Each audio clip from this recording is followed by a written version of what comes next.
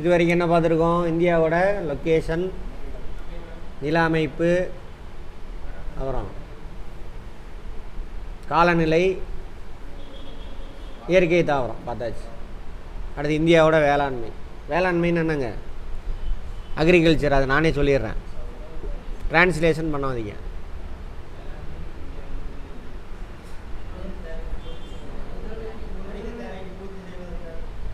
Very good. இருங்க, லோயே சொல்லிட்டோம். மனித தேவையை பூர்த்தி செய்கிறதுக்காக சொல்லி முடியுங்க. வேளாண்மைன்னு என்னென்னு கேட்குறேன். மனித தேவையை பூர்த்தி செய்ய வேளாண்மை செய்கிறாங்கன்னா, மனித தேவையை பூர்த்தி செய்கிறதுக்கு என்ன தேவை? உணவு, உடை, இருப்பிடம். உடை வேளாண்மையில் இருந்தால் கிடைக்குது. இருப்பிடம் ஒரு காலத்துலேருந்து இப்போலாம் மாறி போச்சு. இப்போ வேளாண்மையிலேருந்து வரதில்லை. சரியா? மரம் இதெல்லாம் யூஸ் பண்ணிகிட்டு இருந்தோம், இப்போ அதெல்லாம் இல்லை. ஆனால் ஃபர்னிச்சர் தயாரிக்க பயன்படுத்துகிறோமா?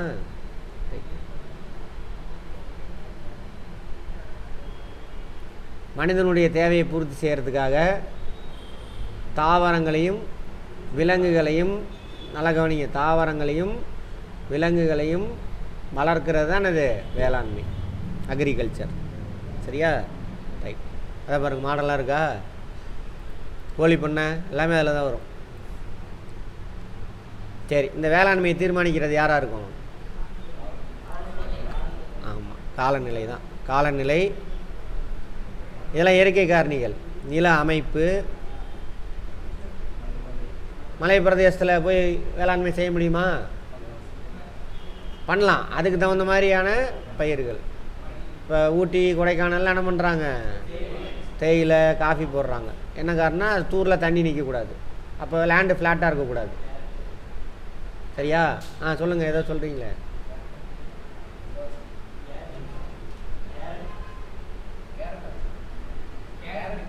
கேரட்டு, அது குளிர்.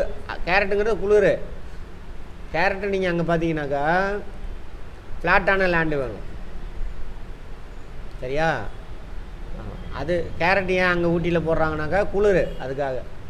இங்கே விளைவிச்சு அங்கே எடுத்துகிட்டு போகிறானுங்க அவனுங்க யூரோப்புக்கு. அவரை மிச்சம் வேஸ்ட் ஆகுதில்ல, அதை நம்ம தலையில் கட்டிடுவானுங்க. குப்பையை திங்கிறவன் தான் நம்மலாம். டீயிலேருந்து எல்லாமே. காஃபி தூள் மட்டும்தான் ஒழுங்காக வருது. டஸ்ட்டு டீனே போட்டிருக்கு பாருங்க. குவாலிட்டியானதில் என்ன ஆயிரும்? எக்ஸ்போர்ட் ஆகிரும். உனக்கு வேணும்னா காஸ்ட்லியாக வாங்கணும்.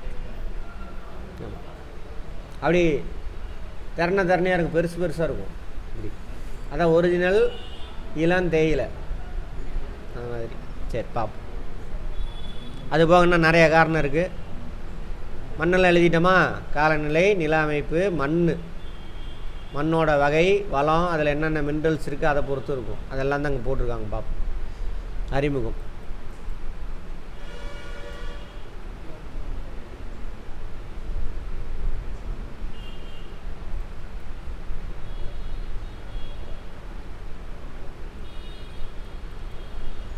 இத்தனை வகை இருக்குது மண் வகை. மண் என்பது, மண்ணில் என்னென்ன இருக்குன்னு பார்த்தோம், முன்னாடி பார்த்துட்டோமே. பாறைகளோட துகள்கள் இருக்கும், மினரல்ஸ் இருக்கும். அதுபோக உயிரினங்களுடைய எச்சம், இலமக்கு, விலங்கு கழிவுகள் எல்லாம் இருக்கும். அந்த உயிரினங்களுடைய கழிவு அதிகமாக இருக்க அந்த மண் எப்படிப்பட்டது? வளமானது. சரியா? ரைட், பார்ப்போம். கனிமங்களின் கூட்டுப்பொருள்கள், மக்கிய தாவரங்கள், விலங்கு பொருள், அதில் காற்று இருக்கும், நமக்கு தெரியும். நீர் இருக்கும். மண்ணுக்குள்ளே காற்று இருக்கா? கட்டாயம் இருக்கும். தண்ணி ஊற்றுங்க, முட்டையாக வரும். அங்கேருந்தா நைட்ரஜன்லாம் எடுத்துக்குவாங்க. அங்கேருந்தா வேறு ஆக்சிஜனை உறிஞ்சிக்கும். சரியா? அதெல்லாம்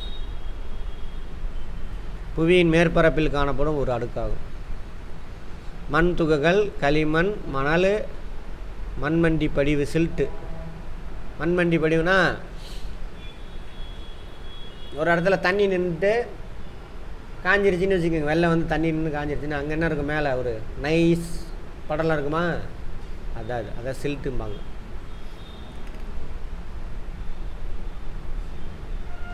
மண் அடுக்கு, மண் துகள், களிமண், மணல், மண்மண்டி படிவு.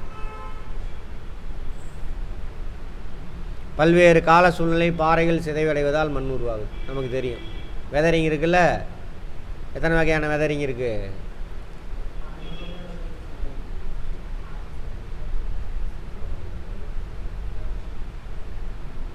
மண்ணானது இடத்துக்கு இடம் வேறுபடும். 1953ஆம் ஆண்டு தொடங்கப்பட்ட இந்திய வேளாண் ஆராய்ச்சி கழகம். அது மாதிரி மாநிலத்துக்கு ஆராய்ச்சி இல்லை, யூனிவர்சிட்டி கழகம் இல்லை. ஓகே, இந்திய வேளாண் ஆராய்ச்சி கழகம் உருவாக்கப்பட்டது 1953. 8 வகையில் பிரிக்கிறாங்க அவங்க. வண்டல் மண், அலுவியல் சாயில், கரிசல் மண், பிளாக் சாயில், செம்மண், ரெட் சாயில், சரளை மண். இது 4 தான் மெயினானது. லேட்ரைட் சாயில், காடு மற்றும் மலை மண். மலை பிரதேசங்கள் இருக்குல்ல, அங்கே இருக்கக்கூடிய மண். இதில் நிறைய இலை மக்கள்லாம் இருக்கும். நிறையா இந்த ஊட்டி கொடைக்கானல்லாம் போனீங்கன்னா மேலே போனோன்னு இந்த ஊசியில மரம் இருக்கும் பாருங்கள், அது போய் போங்க மெத்துன்னு இருக்கும். அந்த தரையில் நடந்து போனீங்கன்னா அந்த இலையெல்லாம் விழுந்து விழுந்து விழுந்து விழுந்து அப்படியே கிடக்கும், மக்காமல் அப்படியே கிடக்கும் குளிர்னால. அது வறண்ட பாலை மண், பாலைவனத்தில். உப்பு செலைன் சாயில், கடற்கரையில். களிமண், சதுப்பு நிலமண். அதாவது சதுப்பு நிலம் அப்படி பிரிக்கிறாங்க. இதில் மெயின் விவசாயம் இது தான். அப்புறம் இதில் இருக்கிறதே வளமான மண் எது சார்னா வந்துங்க, எல்லாமே அங்கே பயிர் செய்யலாம். அலுவியல் சாயில், ஆற்றுப்படைகைகள், கடற்கரை ஓரம், ஆற்று சமவெளி, அதெல்லாம். அது வட இந்திய சமவெளியில் யார் உருவாக்குனாங்க? ஆறு தான் முழுக்க முழுக்க கொண்டு வந்து டெபாசிட் பண்ணிடு. ஓகேவா? அடுத்து கரிசல் மண், பிளாக் சாயில். அப்படியே பார்த்துட்டே போயிடலாம், திரும்ப ஒரு தடவை சொல்கிற மாதிரி இருக்கும். சரி, இங்கே எது யார் அதிகமாக இருக்காங்க, யார் கம்மியாக இருக்காங்க பாருங்க. இருக்கிறதுல யார் அதிகமாக இருக்கா? கரிசல் மண் தான் அதிகமாக. அப்படியே நான் செம்மண் தான் அதிகமாக இருக்குன்னு நினச்சேன். 2வது இடம் அது செம்மண். 3வது தான் வண்டல் மண். 4வது யார்? இப்படி ஆர்டராக வருதா? ஆன்டி கிளாக் வைஸில் காடு மலை மண், வறண்ட பாலை மண். அடுத்தது ஆர்டராக பார்த்து வச்சுக்கோங்க. அதோட அளவு அடிப்படையில் ஏறு வரிசையில் எழுது, இறங்கு வரிசையில் எழுதுங்கன்னு கேட்பாங்க. அல்லது சிம்பிளாக கேட்குறேன்னா, இந்தியாவில் எந்த மண் வகை அதிகமாக இருக்குது? ஒரே இது, கரிசல் மண்.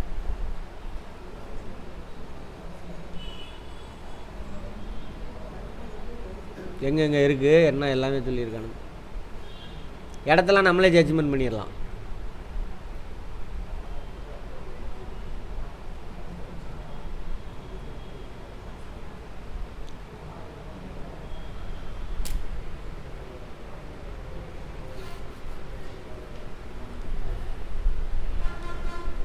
காதர் பார்த்தோமா? எங்கே?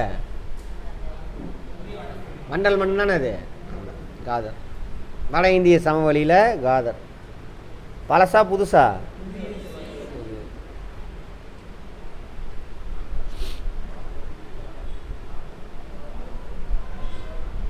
Alluvial soil, khadar, bhangar. இது புதுசு, இது பழசு, பாங்கர். ஆமாவா? இதில் என்னென்ன இருக்குது? சுண்ணாம்பு, களிமண் பாங்கான பழைய வண்டல் படிவு, அடர் நிறம் கொண்டும், டார்க்காக இருக்கும். இது வெளிர் நிறமாக இருக்கும். உருவாக்கம் ஆறுகள் தான், வேறு ஒன்றும் கிடையாது. சிற்றோடைகள், ஆறுகள் வேகம் குறையும் பொழுது கீழே போட்டுருவாங்க. வேகமாக ஒன்று எடுத்துகிட்டு போயிடுவாங்க. வேகம் குறையும் பொழுது என்னாகும்? ஸ்லோவாகும், அப்படியே அங்கங்கே. வேதியியல் பண்பு இதில் என்னென்ன இருக்குன்னு சும்மா பார்த்துக்கங்க, ரொம்பலாம் போட்டு. பொட்டாசியம், பாஸ்போரிக் அமிலம், சுண்ணாம்பு, கார்பன் கலவைகள், நைட்ரஜன் குறைவாக இருக்கும். இது நோட் பண்ணிக்கோங்க. எது கம்மியாக இருக்குதுன்னு கேட்பாங்க. வண்டல் மண்ணில் எது கம்மியாக இருக்குது? நைட்ரஜன். அதுக்கு தான் யூரியா போடுவாங்க. யூரியாவில் மண்ணின் தன்மை, களிமண் போன்ற கலவைகள் எல்லாம் கலந்துருக்கும். பரவல் அங்கே கொடுங்கம்மா.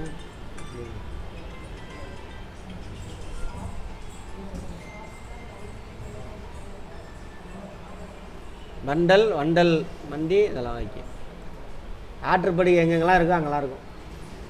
ஓகேவா?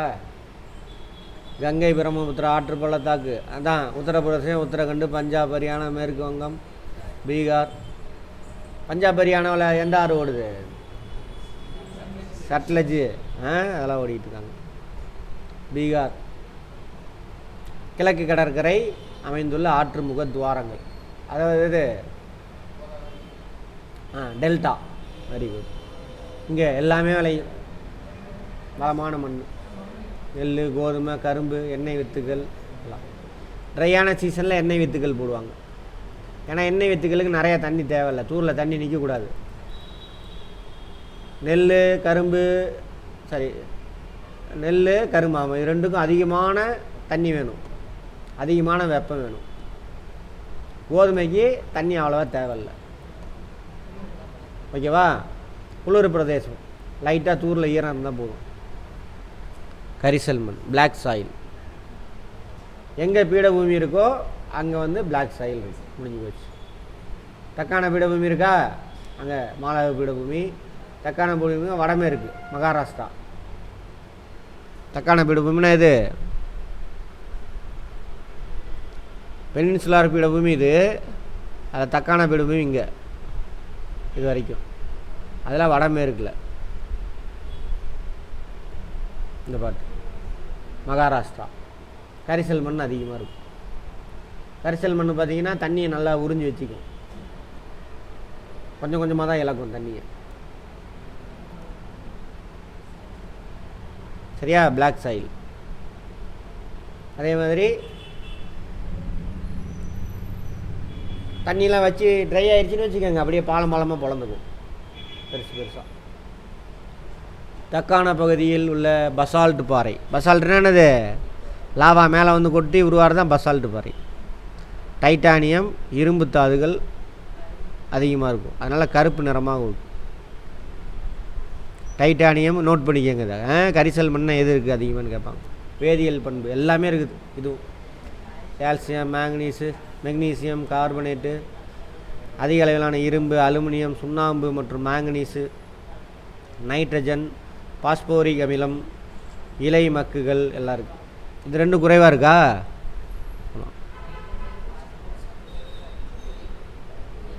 ஆமாம், இது ரெண்டும் கம்மியாக இருக்கும். நைட்ரஜன், இதுலேயும் நைட்ரஜன் கம்மியாக தான் இருக்கும். ஈரமாக இருக்கும்போது சேராகும், ஈரத்தை நீண்ட நேரம் தக்க வைத்து கொள்ளும் தன்மையும் உடையது. ஓகேவா?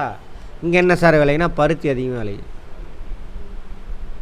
அப்புறம் திணை, மில்லட்ஸ்லாம் இருக்குல்ல, அது போடலாம். புகையிலை, கரும்பு போடலாம். ஆனால் அதிகமாக பருத்தி போடுவாங்க. அதனால தான் மும்பையில் பருத்தி ஆலை அதிகமாக இருக்குது. இங்கே பருத்தி அதிகமாக போடுவாங்க. ரைட். மகாராஷ்டிரா அதான் மாலவ பீடபூமி. அதாவது இங்கே மாலவ பீடபூமி, அதுக்கு மேலே இந்த மத்திய உயர்நிலத்தில் அங்கே பார்த்தோம்னா அதான் கத்தியவார தீபகற்பம். கத்தியவார தீபகற்பம்னா இது குஜராத். ஆமாம். தெலுங்கானா, ஆந்திர பிரதேசம் உள்ள ராயலசீமா, கர்நாடகா மாநிலத்தின் வடபகுதி எல்லாம். தமிழ்நாட்டில் பார்ப்போம் கோயம்புத்தூர் பீடபூமி, இங்கெல்லாம் தருமபுரி பீடபூமிலாம். செம்மண்,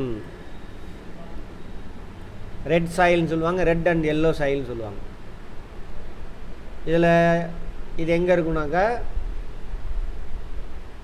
மழைப்பொழிவு இல்லாத இடத்துல இருக்கும், அல்லது மழைப்பொழிவு கம்மியாக இருக்கிற இடத்துல இருக்கும். சரியா? எங்கெல்லாம் ட்ரை ரீஜன் இருக்கோ அங்கெல்லாம் இருக்கும். பாறை துகள்கள் உடஞ்சிருக்கும், அதில் இரும்பு இருக்கும். அந்த இரும்பு தான் என்ன சிவப்பு கலராக இருக்கும். துருப்பிடிக்குதா? ஆக்சிஜன் கூட இரும்பு சேர்ந்துருச்சுனாக்கா துருப்பிடிக்கிறது, மஞ்சளாக இருக்கும். அதில் கொஞ்சம் தண்ணி ஊற்றுங்க, சிகப்பாக மாறும். அதுதான் அது. ஸோ மழைப்பொழிவு கம்மியாக இருக்கிறனால தாவரங்கள் கம்மியாக இருக்கும். அப்போ தாவரம், விலங்குகளுடைய தாவரம் கம்மியாக இருந்தால் உயிரினமே அங்கே கம்மியாக தான் இருக்கும். அவங்களுடைய கழிவுகள் இருக்குல்ல, அது ரொம்ப கம்மியாக இருக்கும். விவசாயம் செய்யலாம்னா செய்யலாம், உரம் போட்டு விவசாயம் செய்யலாம், ட்ரீட்மெண்ட் பண்ணி. பழமையான படிக பாறைகளான கிரானைட்டு, நீஸுன்னு தான் சொன்னதை போன்ற பாறைகள் சிதைவடைவதால் உருவாகுது. நோட் பண்ணிக்கோங்க, இது கேள்வி. இரும்பு, மெக்னீசியம் அதிகமாக இருக்குது. நைட்ரஜன், இலைமக்கு, பாஸ்போரிக் அமிலம், சுண்ணாம்பு சத்து குறைவாக இருக்குது. 3லேயுமே பாருங்கள் நைட்ரஜன் கம்மியாக தான் இருக்குது. இதில் இலைமக்கு கம்மி. ஓகே. மண்ணின் தன்மை மென் துகளாக இருக்கும்.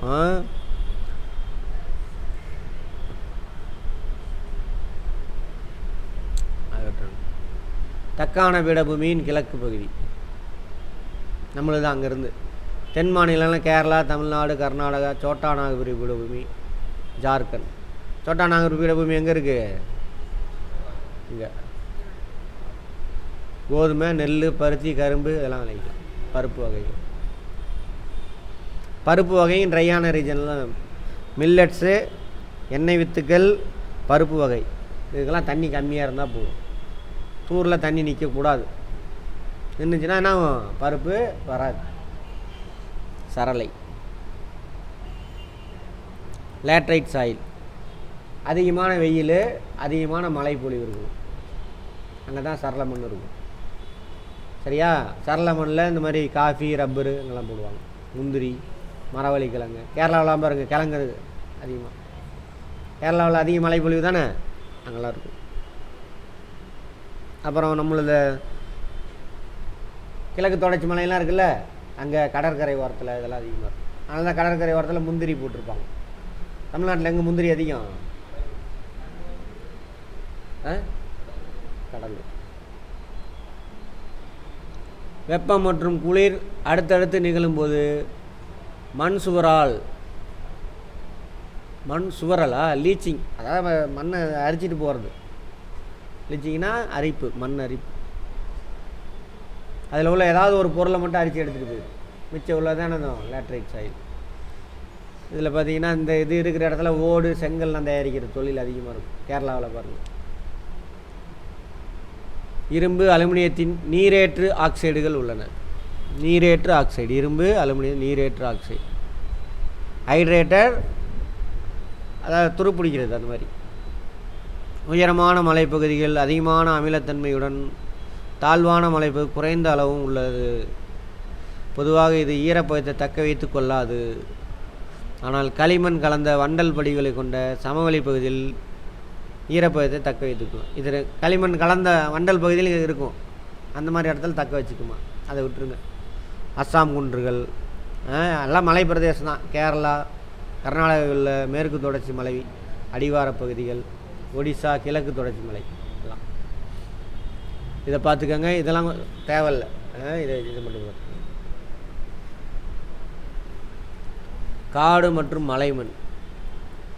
பனிமலை வெப்பநிலை வேறுபாடுகளால் பௌதீக சிதைவின் காரணமாக உருவாகிறது. பனிமலையில் அங்கே இமயமலையில் சொல்கிறாங்க பொட்டாசு, பாஸ்பரஸு, சுண்ணாம்சத்து குறைவாக இருக்குது. சரி, அதை விட்டுருங்க.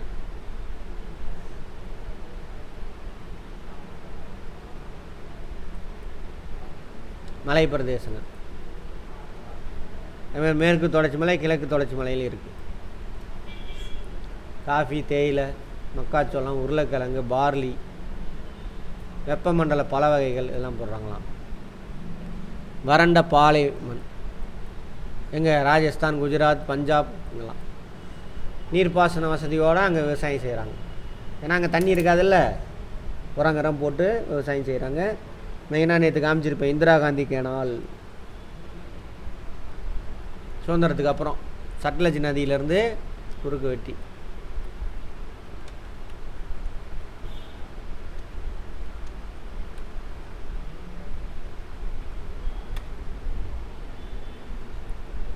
ஆக்சுவலாக பாலைவனமாக இருந்தது. அங்கே சட்லஜ் நதி குறுக்க டேம் கட்டிட்டான். அதிலேருந்து தண்ணி எடுத்துகிட்டு வரானுங்க. இங்கே பாருங்கள், அங்கேருந்து வருது அப்படியே ராஜஸ்தான் வரைக்கும் வரும். அப்போ அது பக்கத்துலலாம் என்ன இருக்கும்? நல்லா வளமாக இருக்கும். ஆனால் அதனால் இப்போ என்விரான்மெண்டல் இஷ்யூ வேறு வந்துடுச்சு.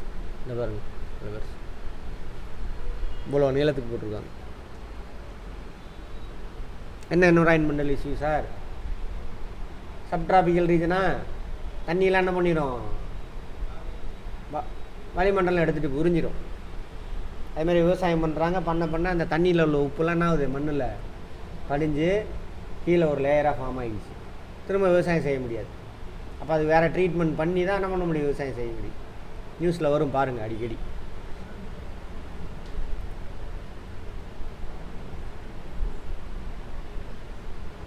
அதிக வெப்பம் காரணமாக ஆவியாதலால் அதிகமாக இருந்ததால் மேல்மண் வறண்டு காணப்படுகிறது. தாவரங்கள் இல்லாமல் நிலைமக்கு சத்து எதுவுமே இருக்காது. அதான விட்டுருங்க. உப்பு மற்றும் காரமண் கடற்கரை ஓரம்.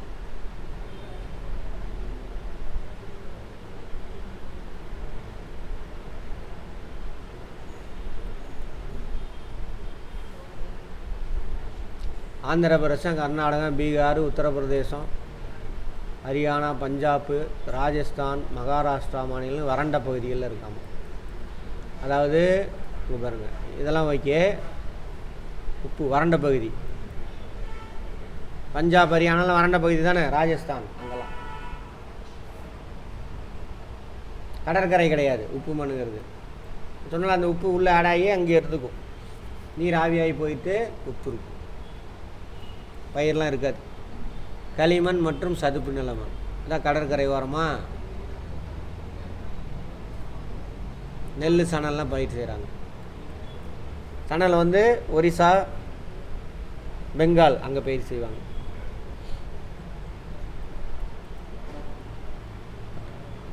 மண் சீரழிவு. இந்திய தொலை நுண்ணுணர்வு ஐஐஐஆர்எஸ்ஸா ரிமோட் சென்சிங், அது மட்டும் தெரியுது. ஆர்எஸ்னால் ரிமோட் சென்சிங்கு. தொலை நுண்ணுணர்வுனா சேட்டலைட் இருக்குல்ல, சேட்டலைட்லேருந்து படம் பிடிச்சி ரிசோர்ஸ் சேட்டலைட்டுன்னு ஒன்று இருக்கும். அதில் படம் பிடிச்சி எந்த மண் எங்கே இருக்குது எல்லாமே கண்டுபிடிச்சிடலாம்.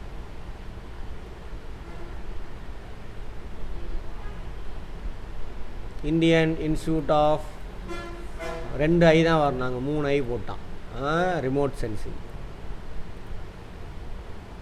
2015ஆம் ஆண்டு அறிக்கையின்படி 147 மில்லியன் ஹெக்டேர் நிலப்பரப்பு மண் அரிப்பால் பாதிப்படைந்துள்ளதுன்றான். சேட்டலைட் வச்சே கண்டுபிடிச்சிட்டானுங்க. இந்திய மண் வகைகள் எதிர்கொள்ளும் சவால். மண் அரிப்பு, தாள் அரிப்பு, நீரோட்ட அரிப்பு, நீர்பள்ள மண் அரிப்பு, பள்ளத்தாக்கு மண் அரிப்பு, இத்தனை வகை இருக்கான் மண் அரிப்பில்.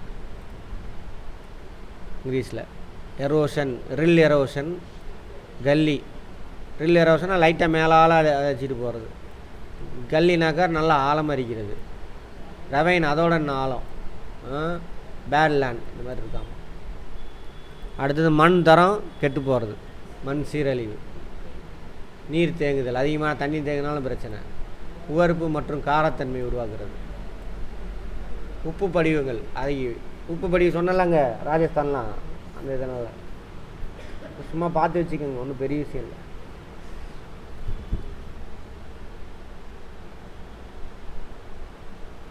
காடுகள் உருவாக்கும். மண்வள பாதுகாப்பு மேலாண்மை. மண் வளத்தை பாதுகாக்கணும்னா நம்ம காடெல்லாம் உருவாக்கணும், அப்போ மண் அரிக்காது. அங்கங்கே உயரமான இடத்துலேருந்து வருதுன்னா அங்கங்கே செக் டேம் கட்டினோம்னா மண் அரிப்பு குறையும். மேய்ச்சல் ரொம்ப டீப்பாக மேய விடக்கூடாது. ஆனால் புல்லெல்லாம் ஆழமாக பிடிங்கி சாப்பிட்டுச்சுன்னா என்ன ஆகும், அரிச்சிட்டு போயிடும். புல் இருந்ததுன்னா அதோட வேர் என்ன பண்ணும், மண்ணை தள்ளிட்டு போகாமல் தடுக்கும். அதான் சொல்கிறாங்க. மேம்பட்ட பயிர் சாகுபடி முறை அடுத்த லெவலில். சம உயரம் உழுதல், இதெல்லாம் மேம்பட்ட பயிர் சாகுமுறை. பயிர் சுழற்சி, ஒரே பயிரை தொடர்ந்து பயிர் செய்யக்கூடாது, மாற்றி மாற்றி பண்ணணும். கரை கட்டுறது, படிக்கட்டு மேலாண்மை. இந்த சரிவான பகுதி இருக்குல்ல, அங்கே பட்டை பயிரிடுதல், அதுவும் சரிவான மலை பிரதேசங்களில். காற்றெதிர் திசையில் மரங்கள் நடல். அதாவது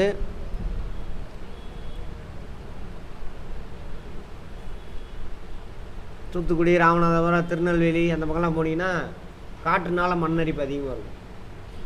ஏன்னா அங்கே என்ன இல்லை, மழை பொழிவு கம்மி. அப்போ என்ன பண்ணுவாங்கன்னா மரத்தை வரிசையாக நட்டு வச்சுருப்பாங்க. புதுக்கோட்டை, அங்கே மதுரை அந்த பக்கமே அப்படி தான் இருக்கும். கரையில் என்ன பண்ணுவாங்க, பனை மரத்தை வரிசையாக நட்டு வச்சுருப்பாங்க. அப்போ காற்று அடிக்காமல் இருக்கும். காற்று அடித்தாலும் அது தடுத்துக்கும், வேகத்தை குறைச்சி விட்ரும். காற்று மண் அரிக்குமா அரிக்காதா, அதெல்லாம் சொல்கிறாங்க.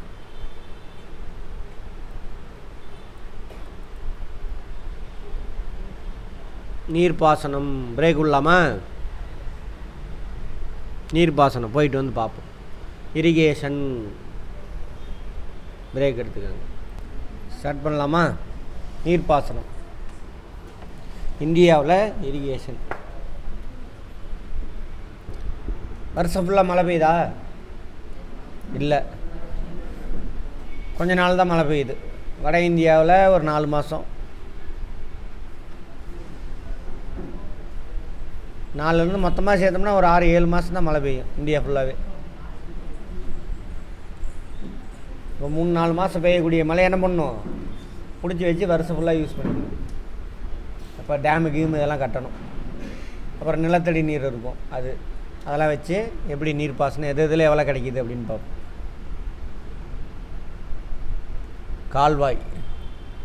கால்வாய்னா மனுஷனா வெட்டினது, ஆறிலேருந்து வெட்டி எடுத்துகிட்டு போகிறது, கேனால் அப்படிம்பாங்க. கிணற்று பாசனம், தர கிணறு இருக்குல்ல அது. அப்புறம் ஏரி பாசனம், அதில் மொத்தம் ஆர்டராக பார்ப்போம். இப்போ குழாய் கிணறு அதிக இடத்த பிடிச்சிக்கிச்சு. குழாய் கிணறு மட்டும் 46% நீர் பாசனம் கொடுக்குறாங்க. போர் போடுறாங்கள்ல, போர் போட்டு விவசாயத்துக்கு. 2வது இடம் யார்? கால்வாய். ஆற்றுலேருந்து வாய்க்கால் வெட்டி எடுத்துகிட்டு போய் பாசனம் செய்யும். 3வது இடம் தரை கிணறு, மற்ற கிணறு. 4வது இடம் எது? பிற நீர் ஆதாரங்கள், குளம் கொட்டைலாம் இருக்குல்ல, அதை சொல்கிறாங்க கால்வாய் பாசனம். இந்தியாவில் 2வது முக்கியமான நீர் பாசனம் ஆதாரம்.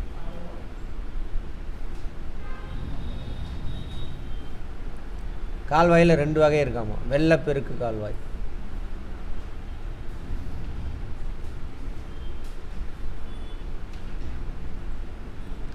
இவ்வகை கால்வாய்கள் ஆற்றிலிருந்து நேரடியாக எந்த தடுப்பணையும், இப்போ பாருங்கள், இப்போ ஆறு இப்படி ஓடிட்டு இருக்குன்னு வச்சுக்கோங்க. நார்மலாக இந்த பக்கம் தண்ணியை பிரித்து விட்னா இங்கே ஒரு தடுப்பணை கட்டுவாங்க. அப்போ தண்ணி மட்டும் ஏறும். அப்புறம் இது மேடான பகுதியாக இருக்கும், இதில் தண்ணி போகும். அந்த மாதிரிலாம் எதுவும் இல்லாமல் இப்படி கட்டப்பட்டது தான் இது கல்லணை. அந்த மாதிரி எந்த தடுப்பும் இல்லாமல் வெள்ளப்பெருக்கு வருதில்ல, அப்போ வெள்ளப்பெருக்கு வரும்பொழுது மட்டும் நான் அந்த கால்வாயில் தண்ணி போகும் ஆட்டோமேட்டிக்காக. இது மெயினாக வெள்ளப்பெருக்கு காலத்தில் அந்த நீரோட திசையை திருப்புறதுக்காக வெட்டி வச்சுருக்கிறது.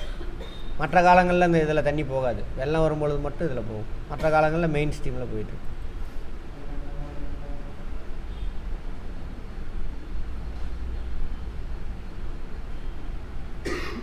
வற்றாத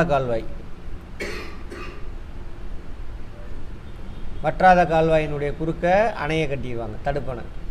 நீரின் போக்கை சீர்படுத்தி அந்த பக்கம் பாதி இந்த பக்கம் பாதியெல்லாம் திருப்பி விடுவாங்க. கால்வாய் பாசனத்தில் 60% வட இந்திய பெரும் சமவெளி காணப்படுகிறது. நோட் பண்ணிக்கோங்க. இந்தியாவில் கால்வாய் பாசனம் 60% எந்த பகுதியில் மேற்கொள்ளப்படுது? வட இந்திய சமவெளி. வருஷம் ஃபுல்லாக தண்ணி ஓடுதா அங்கே.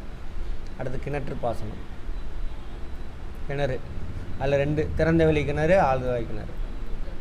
திறந்த வெளி கிணறு எந்த பக்கம் அதிகமாக இருக்குன்னு பாருங்கள். இது ஆற்று படுகை பக்கத்தில் இருக்கணும். அப்போ தான் மண்ணில் ஊர் என்ன ஆகும், அப்படியே இங்கே கிடைக்கும். நம்மளை மாதிரி பீடபூமிலாம் இருக்குல்ல, அங்கெல்லாம் பார்த்தீங்கன்னாக்கா ஆழ்குழாய் கிணறு, போர்வெல்ஸ் இருக்குல்ல, அது மெயினாக கங்கை சமவெளி, மகாநதி, கோதாவரி, கிருஷ்ணா, காவிரி, நர்மதை, தபதி பள்ளத்தாக்குகளில் ஆற்று சமவெளி இருக்குல்ல, அந்த பக்கத்தில் ஆழ்துளை கிணறு. மேடான பகுதி, வறட்சியான பகுதி, குஜராத்து, மகாராஷ்டிரா, பஞ்சாப், மத்திய பிரதேஷ், தமிழ்நாடு. எந்தெந்த ஸ்டேட்டுன்னு கேட்பான், அதை புரிஞ்சு வச்சிங்கன்னா ஆன்சர் பண்ணலாம். ஏரி பாசனம் மெயினாக இந்த வறட்சியான ஏரியா தான் ஏரி பாசனத்துக்கு.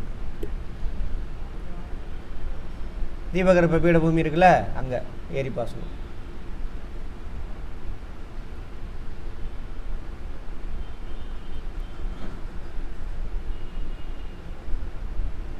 ஏரி குளம் இதெல்லாம் இருக்கும். தீபகற்ப இந்தியா தான் அதே வந்திருக்கா. கடினமான பாறைகளும் தீபகற்ப இந்தியாவில் தான் ஏரி பாசனம் இருக்குது. என்ன காரணம்? அதே நம்ம வட இந்தியா பார்த்துருக்கோம். வட இந்திய சமவெளி மணலால் உருவானது. தண்ணி ஏரியில் தேக்கி வச்சா என்ன ஆகும், ஊறி உள்ளே போயிடும். அப்போ தண்ணி நிற்கணுன்னா என்ன பண்ணணும், கீழே பாறை இருக்கணும். நம்மளுக்கு பாறை இருக்குது. கடினமான பாறைகளும் சமமற்ற நிலத்தோற்றம் உள்ள பகுதிகள் கால்வாய்கள் கிணறுகள் தோண்டுவதற்கு கடினமாக உள்ளது. இயற்கையாக உருவான பள்ளங்கள் நீர்த்தேக்கங்களாக பயன்படுது. அடுத்தது, இப்பகுதியில் வற்றாத ஆறுகள் இல்லாமை, நீர்புகா பாறைகள், நீர் கசிவு ஏற்படாது, குறைவான மக்கள் தொகை பரவலும் குறைவான வேளாண் நிலங்களும் உள்ளது.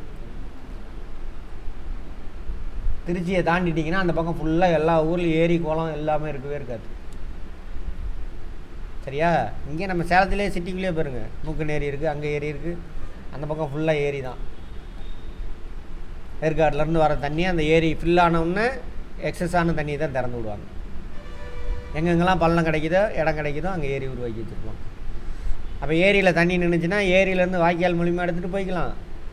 ஏரியில் தண்ணி நிற்கும் பொழுது அந்த சுற்றியில் உள்ள நிலத்தடி நீர் அதிகமாகும். அப்போ நீர் பாசனம் கிடைக்கும், கிணத்துக்கெல்லாம் தண்ணி கிடைக்கும். நவீன முறை நீர்ப்பாசனம், சொட்டு நீர் பாசனம், இங்கிலீஷில் ட்ரிப் இரிகேஷன்.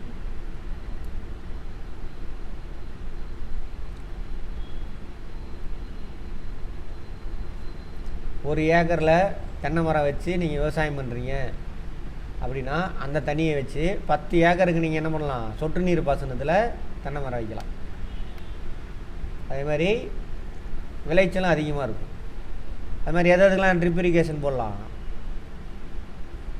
கிழங்கு, இப்போ நெல்லிக்கே வந்துருச்சு, கரும்பு, தென்னை மரம், வாழை மரம் எல்லாத்துக்குமே ட்ரிப்பு போடலாம். 70% சேமிக்கப்படுதாம்.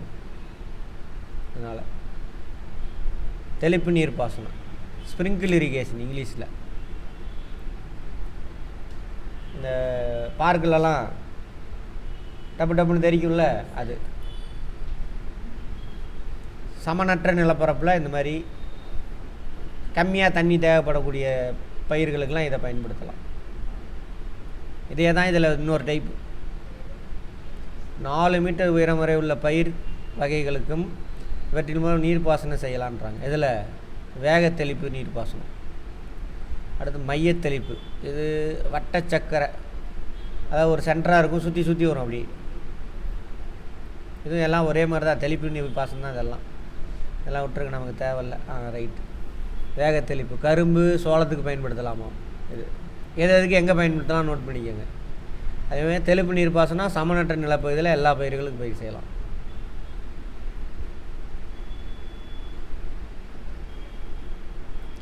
பல்நோக்கு ஆற்று பள்ளத்தாக்கு திட்டம், ஒன்றும் இல்லை, டேம் கட்டுறான்ல, அதான் பல்நோக்கு மல்டி வேலி projects, multi river valley projects. ஒரு இடத்துல டேம் கட்டுறாங்கன்னா ஒரு விஷயத்துக்கு மட்டும் பயன்படாது. டேம் கட்டி தண்ணியை தேக்குனாங்கனாக்கா ஒன்று வெள்ளம் தடுக்கப்படும், ஓகேவா? 2வது குடிநீருக்கு பயன்படுத்திக்கலாம், 3வது விவசாயத்துக்கு பயன்படுத்திக்கலாம், 4வது ஃபேக்ட்ரி, இந்த மாதிரியான மின்சாரம் நீர் மின்சாரம் இருக்குல்ல, அதுக்கெல்லாம் பயன்படுத்திக்கலாம். Multi purpose river valley projects. Dam நம்ம மேட்டூர் டேம் எடுங்க, எதுக்கெல்லாம் யூஸ் ஆகுது, மின்சாரம் தயாரிக்கிறான், வெள்ளம் தடுக்கப்படுது, விவசாயத்துக்கு பயன்படுத்துகிறான், உங்கள் சுற்றியில் உள்ள ஃபேக்ட்ரிக்கெலாம் எடுத்துக்கிறான், ஆத்தூர் வரைக்கும், அந்த பக்கம் எது வரைக்கும் போகுது தண்ணி, வேலூர் வரைக்கும் நல்ல தண்ணி கொண்டு போகிறான். அதான் மல்டி பர்பஸ். அறிவியல் முறையிலான நீர்வள மேலாண் திட்டமாகும். ஆற்றின் குறுக்கே பல்வேறு நோக்கங்களுக்காக அணைகளை கட்டுவதால் பல்நோக்கு பள்ளத்தாக்கு திட்டம் அப்படின்னு சொல்கிறாங்க. நீர்ப்பாசனம், நீர்மின் உற்பத்தி, குடிநீர், தொழிற்சாலைக்கு நீர், வர வெள்ளத்தடுப்பு, மீன் வளர்ப்பு. மீன் பிடிக்கிறானாங்க மேட்டூரில், ஆமாம். அதேமாதிரி ஆந்திராவிலேருந்து நிறையா டேம் மீன் வரும் பாருங்க, அங்கேயே கொடுத்துருக்குமா.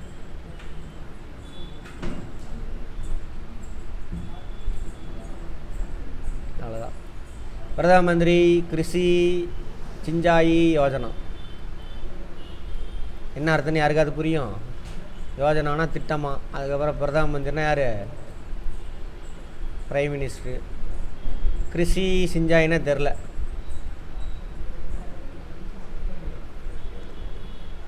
குறைந்த அளவு நீரில் மகசூலை பெறுதல். மகசூல்னா அதிக விளைச்சல்.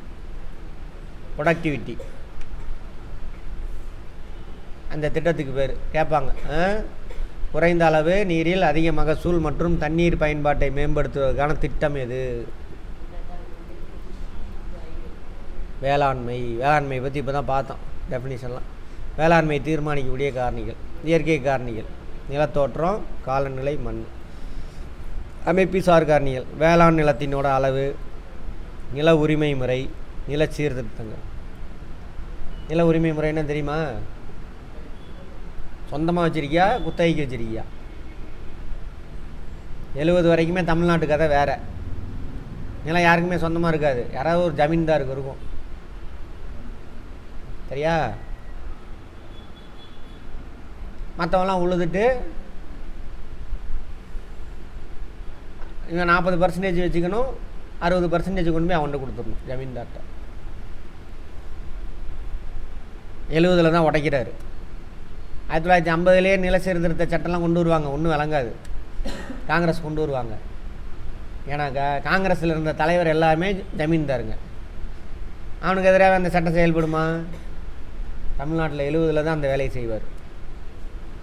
யார்? செய்வார். அதனால தான் இன்றைக்கி எல்லா ஊர்லேயும் நீங்கள் விவசாயிகள்லாம் இருக்கீங்களா, கிராமத்தில் சொத்து இருக்குனாக்கா அந்த ஆள் தான் காரணம். ஆனால் அந்த ஆளையே திட்டுவானுங்க அறியாமையில்.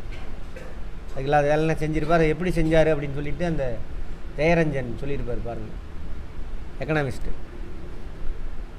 ஏன்னா நில உரிமை முறை குத்தகை யாருக்குமே உனக்கு நிலம் சொந்தம் இல்லைன்னு வச்சுக்கோங்க, நீ சுரண்டப்படுவ. அதேமாரி நீங்கள் போய் என்ன பண்ண முடியாது, லேண்டை டெவலப் பண்ணுறதுக்கு போய் கடன் எதுவும் வாங்க மாட்டீங்க, வாங்க முடியாது. முதல்ல கடன் கொடுக்க மாட்டான். உன் பேரில் சொத்து இருந்தால் தான் என்ன பண்ண முடியும், கடன் வாங்க முடியும். கிணறு வெட்டுறது, மரம், மாமரம், தென்னை மரம் வைக்கிறது, சரியா? இதெல்லாம் பண்ண மாட்டோம். அப்போ அது வேறு மாதிரி இருக்கும். மழை பெஞ்சால் விவசாயம் செய்வான், எல்லாம் விட்டுருவான் இந்த மாதிரி. அப்புறம் உள்கட்டமைப்பு, இன்ஃப்ராஸ்ட்ரக்சர், நீர்ப்பாசனம், மின்சாரம். எல்லா விவசாயிகளுக்கும் மின்சாரம், இலவச மின்சாரம் யார் கொடுத்தா? ஒரு பைசா கொடுக்க சொல்லி போராட்டம் பண்ணுவாங்க மக்கள். எம்ஜிஆர் இருக்கிறப்போ அடித்து எல்லாத்தையும் அடித்து நோக்கி விட்ருவாங்க. நீ எதுக்கு ஒரு பைசா குறைக்கிற, ஒரு பைசா கூட கட்டாத அப்படின்னு சொல்லிட்டு இலவச மின்சாரம் கொடுப்பாங்க. 89ல் யார் கொடுத்துருப்பா? திருடர். அதே திருடர் தான். நீர்ப்பாசனம், மின்சாரம், போக்குவரத்து வசதி. அதே மாதிரி உழவர் சந்தை இருக்கா? விவசாயம் என்ன பண்ணலாம், காய்கறியெல்லாம் அறுவடை பண்ணி காலையில் எடுத்துகிட்டு வந்து சந்தையில் விற்கலாம். அதுக்கு பஸ்ஸு வந்து உனக்கு ஃப்ரீ. உழவர் சந்தையில் மெம்பராக இருக்க கார்டு இருந்ததுன்னா பஸ்ஸு ஃப்ரீ உனக்கு. எல்லாம் செஞ்சு கொடுக்குறாங்க. அதை பொறுத்து தானே நீங்கள் மாறுபடும். அப்புறம் வரவு, எதை வரவு சொல்கிறான்னு தெரியல. சந்தை, காப்பீடு, இன்சூரன்ஸு, சேமிப்பு வசதி. உற்பத்தி செஞ்ச பொருளான பண்ணும், சேமித்து வைக்கணும். தொழில்நுட்ப காரணிகள். ஆமாம், ஹை ஈல்டிங் சீட்ஸு, இது விளங்காது. ஆனால் இது இல்லைனாலும் இவ்வளோ மக்கள் தொகையை சமாளிக்க முடியாது. ரசாயன உரம், இது விளங்காது. அடுத்து பூச்சிக்கொல்லி மருந்து, இயந்திரங்கள், இதெல்லாம் தான் தீர்மானிக்குது எது என்ன பயிர் செய்யணுங்க அப்படிங்கிறத தீர்மானிக்குது. இந்தியாவோட பல்நோக்கு திட்டங்கள் இதெல்லாம்.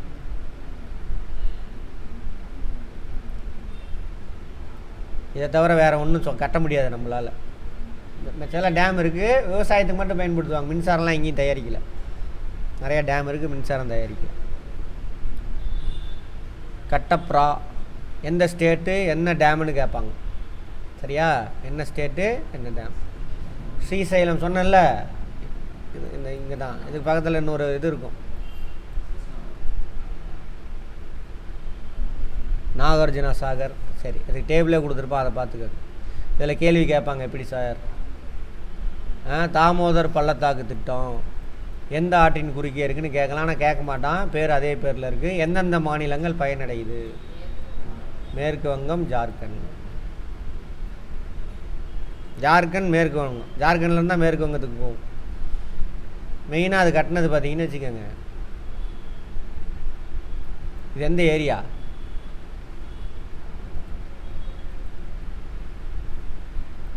சோட்டா நாகபுரி பீடபூமியா?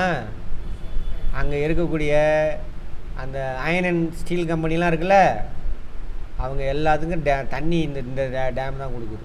அப்புறம் அது அப்படியே போகும். வெள்ளப்பெருக்க தடுக்குது. இது எல்லாமே இந்தியாவில் ஃபஸ்ட்டு ப்ராஜெக்ட் கூட சொல்லலாம். இது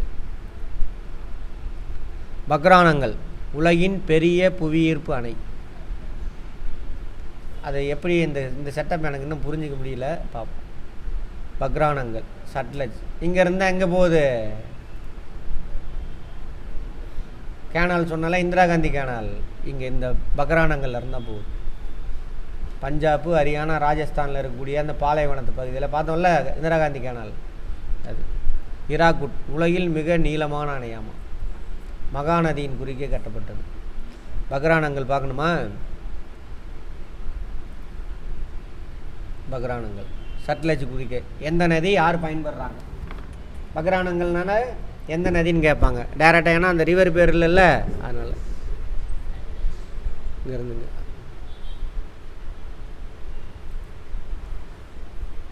ஹிராகுட் உலகில் நீளமான அணை, ஒடிசா மகாநதி.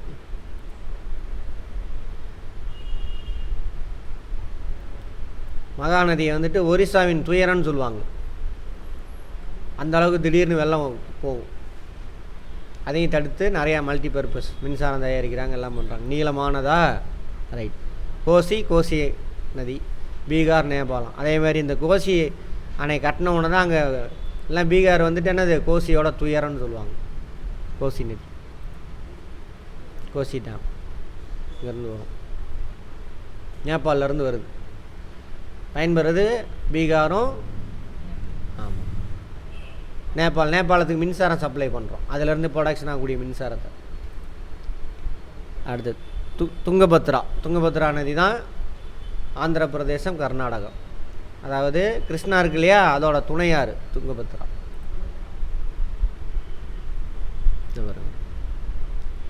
பயன்பெறக்கூடிய மாநிலங்கள் இது மேற்கு தொடர்ச்சி மலையில் தான் உற்பத்தியாகி போகும். ஆந்திர பிரதேசம், கர்நாடகா. பாகிரதி தெகிரி அணை உத்தரகண்டில். உத்தரகண்ட்னா எங்கே? இமயமலை, தெகிரி. எந்த நதி குறுக்க கட்டியிருக்காங்க? பாகிரதி, உத்தரகண்ட். சம்பல் பள்ளத்தாக்கு, சம்பல் இது ராஜஸ்தான், மத்திய பிரதேசம். சம்பல் நதி ராஜஸ்தானில் அங்கே ஓடும், அங்கே இருக்கு. கிருஷ்ணா நதி குறுக்க நாகார்ஜுனா சாகர் திட்டம். நாகார்ஜுனா சாகர் திட்டம் எந்த நதியின் குறுக்க இருக்குது? நதி பேர்லேயே வரதை கேட்க மாட்டாங்க, எந்த மாநிலம் பயன்படுதுன்னு கேட்கலாம். நதி பேர் இல்லாததை கேட்பாங்க, எந்த நதியின் குறுக்க கட்டப்பட்டிருக்கு? கிருஷ்ணா நதி, ஆந்திர பிரதேசம். சர்தார் சரோவர் திட்டம் நர்மதை நதியின் குறுக்கே கட்டப்பட்டது. இது சுதந்திரம் அடைஞ்சதுலேருந்து கட்ட ஆரம்பிச்சிருப்பாங்க. இப்போ தான் நம்ம கேடி தான் வந்து திறந்து வச்சுருப்பாங்க. ஏன்னா மக்கள்லாம் போராட்டம் பண்ணி விட மாட்டாங்க. என்விரான்மெண்டல் இஷ்யூ வருது, நிறையா நிலம் என்ன ஆயிடுச்சு, பூமிக்குள்ளே போயிடுச்சு, காடெல்லாம் அழிஞ்சிரும். தண்ணி தேக்குவாங்கள்ல பெரிய ஏரியாவுக்கு. அப்புறம் அங்கே உள்ள பழங்குடியின மக்கள்லாம் என்ன பண்ணணும், இடம்பெயர்ந்து போகணும். விலங்குகள் இடம்பெயர்ந்து போகும். இவ்வளோ பிரச்சனை இருக்குது. டேம் கட்டுறது நல்லது நினச்சிக்கிட்டு இருக்கோம், இவ்வளோ பிரச்சனை இருக்குது. இந்திரா காந்தி கால்வாய் திட்டம். அது கால்வாய், டேம் கிடையாது, கால்வாய். அங்கேருந்து வருது. மேட்டூர் அணை பிரிட்டிஷ்காரனே செஞ்சுருவான். அவ்வளோதான். வேளாண்மையினுடைய வகைகள்: தன்னிறைவு வேளாண்மை, சப்சிஸ்டன்ஸ், செல்ஃப் சப்சிஸ்டன்ஸ் அக்ரிகல்ச்சர். விவசாயம் செய்வான், அவனுடைய வீட்டுக்கு மட்டும் வச்சுக்குவான், அவன் ஃபேமிலிக்காக விவசாயம் செய்வான், சேல்ஸ்லாம் பண்ண மாட்டான். அது இதுதான் இந்தியாவில் பெரிய அளவில் இது தான் பண்ணுறாங்க. குடும்ப உறுப்பினர் உதவியுடன் சாகுபடி செய்யப்பட்டு நிலத்தின் மொத்த விளைச்சலில் பெரும்பகுதி குடும்ப உறுப்பினரால் நுகரப்பட்டு கொஞ்சோண்டு என்ன ஆகும், சந்தைக்கு வரும், சேல்ஸ் பண்ணுவாங்க.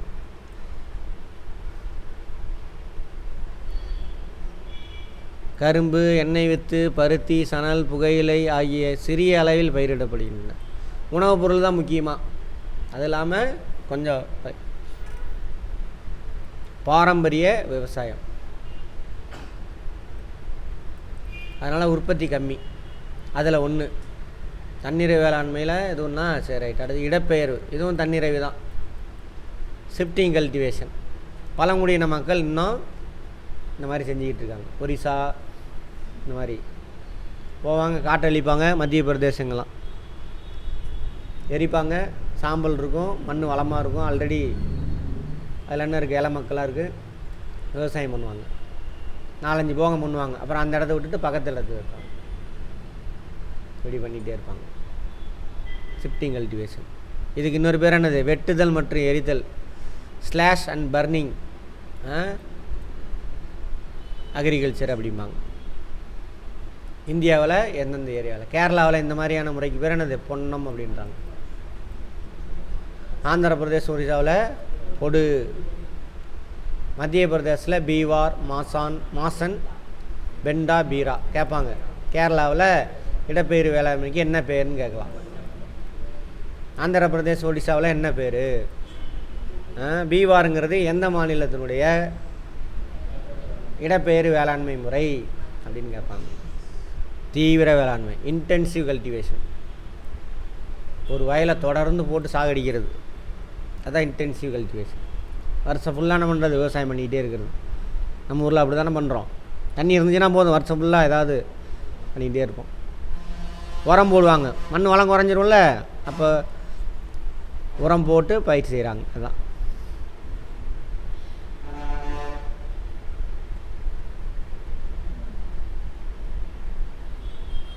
அதுக்காக பூச்சிக்கொல்லி, களைக்கொல்லி, ரசாயன உரம் இதெல்லாம் பயன்படுத்துகிறாங்க.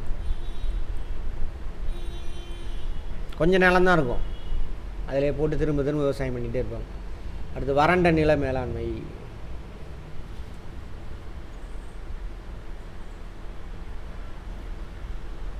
வானம் பார்த்த பூமின்னு சொல்கிறோம்ல, நீர் பாசனம் இருக்காது.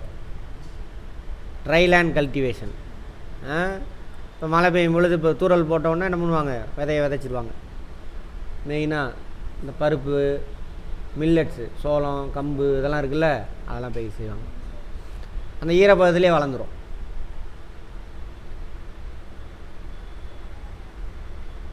ஒரு முறை மட்டும்தான் பயிர் செய்வாங்க, நீர்ப்பாசனம் இல்லாதது. அதாவது புன்செய், தமிழில் புன்செய் விவசாயம், புன்செய் நிலன்னு சொல்லுவாங்க. மானாவாரி பயிர்கள்னு சொல்லுவாங்க. சரியா? அடுத்தது கலப்பு வேளாண்மை, மிக்ஸ்டு ஃபார்மிங். ஃபார்மிங் சொல்கிறானா அக்ரிகல்ச்சர் சொல்கிறானான்னு பார்த்துக்கோம். மிக்ஸ்டு ஃபார்மிங், ஒரு லேண்டு தான் இருக்கும் அவன்கிட்ட, அங்கே நெல் பயிர் செஞ்சுருப்பான். நெல் தூரில் தண்ணி நிற்குமா, தண்ணி எவ்வளோ வேணாலும் கட்டிக்கலாம் தூரில். அதில் மீன் வளர்ப்பான். கரையோரம் எல்லாமே தென்னை மரம் வச்சுருப்பான், மாடு வச்சுருப்பான், பால் பண்ணை இருக்கும். வேணா அது ஒரு லேண்டில். அப்புறம் இன்னும் நல்ல அறிவாளியாக இருந்தானா அங்கங்கே என்ன பண்ணியிருப்பான், தேனி இருக்குல்ல, தேனி வளர்ப்பு, அது வச்சுருப்பான். தேனி இருக்கிறனால என்ன ஆகும், பாலினேஷன் அதிகமாக நடக்கும். அப்போ நெல் உற்பத்தி அதிகமாகும். செடியில் இலத்தலை மக்கள்லாம் இருக்குல்ல, இலத்தலையெல்லாம் அது உழுகும் தண்ணியில், வேரில். மீன் அதெல்லாம் சாப்பிட்டு டீகம்போஸ் பண்ணி உரமாக கொடுத்துரும். நெல் அதை எடுத்துகிட்டு நல்லா செழிப்பாக வளரும். நமக்கு மீனுக்கு உணவு நல்லா கிடச்சிருச்சு, மீன் கிடச்சிரும், மீனை விற்றுக்கலாம். அறுவடை பண்ணோன்னே நெல்லை விற்றுக்கலாம். அதோட வேஸ்ட் இருக்குல்ல, வைக்கோல், அதை மாட்டுக்கு போட்டுக்கலாம் வருஷம் ஃபுல்லாக. தென்னை மரத்தில் தேங்காய் பறித்து அது ஒரு பக்கம் விற்றுக்கலாம். தேனி எடுத்து தேனி விற்றுக்கலாம். Multi purpose. இதெல்லாம் அங்கேருந்து நம்ம கற்றுக்கிட்டோம், யூரோப்பியன்ஸ்கிட்டேருந்து. நம்மளால் யோசிக்கலை. நம்ம தான் கடிவாளம் கட்டின மாதிரி ஒரே மாதிரி போயிட்டுருப்பான். அதுக்கு மேலே யோசிச்சுனா விட மாட்டான். முதல்ல சொத்தே ஒன்றுது இல்லை, அவன் நீ எப்படி செய்வ, அதெல்லாம் செய்ய மாட்டோம். கலப்பு வேளாண்மை. அப்புறம் கோழி வளர்ப்பானா, அங்கேயே தோட்டத்தில் கோழி இருக்கும், எல்லாம். ஆடு வளர்ப்பான், எல்லாம் மீன் வளர்ப்பு எல்லாமே. படிக்கட்டி முறை, இது நம்மக்கிட்ட இல்லை, மலை பிரதேசங்களில் இருக்கும். இது முன்னாடியே காமிச்சிருப்பேன்னு நினைக்கிறேன். படிக்கட்டு முறை எங்கே ஃபேமஸ்ன்னு பார்த்தோம், பிலிப்பைன்ஸா?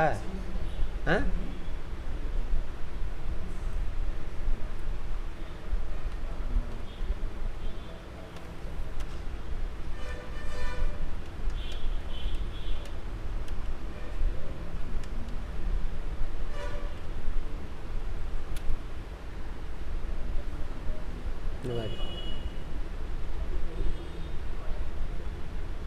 அதுதான் வண்டி ஓட்டிகிட்டு போகிற மாதிரிலாம் ரீல்ஸு ஷார்ட்ஸ்லாம் வருது பாருங்கள். அது லேடிஸ் ஓட்டிகிட்டு போவாங்க. ஆஹா அந்த பெண்மணி பாராட்டணும், அங்கே இயற்கையில் சேர்ந்து வாழ்கிறாங்க அவங்க, அந்த மாதிரி இருக்காங்க.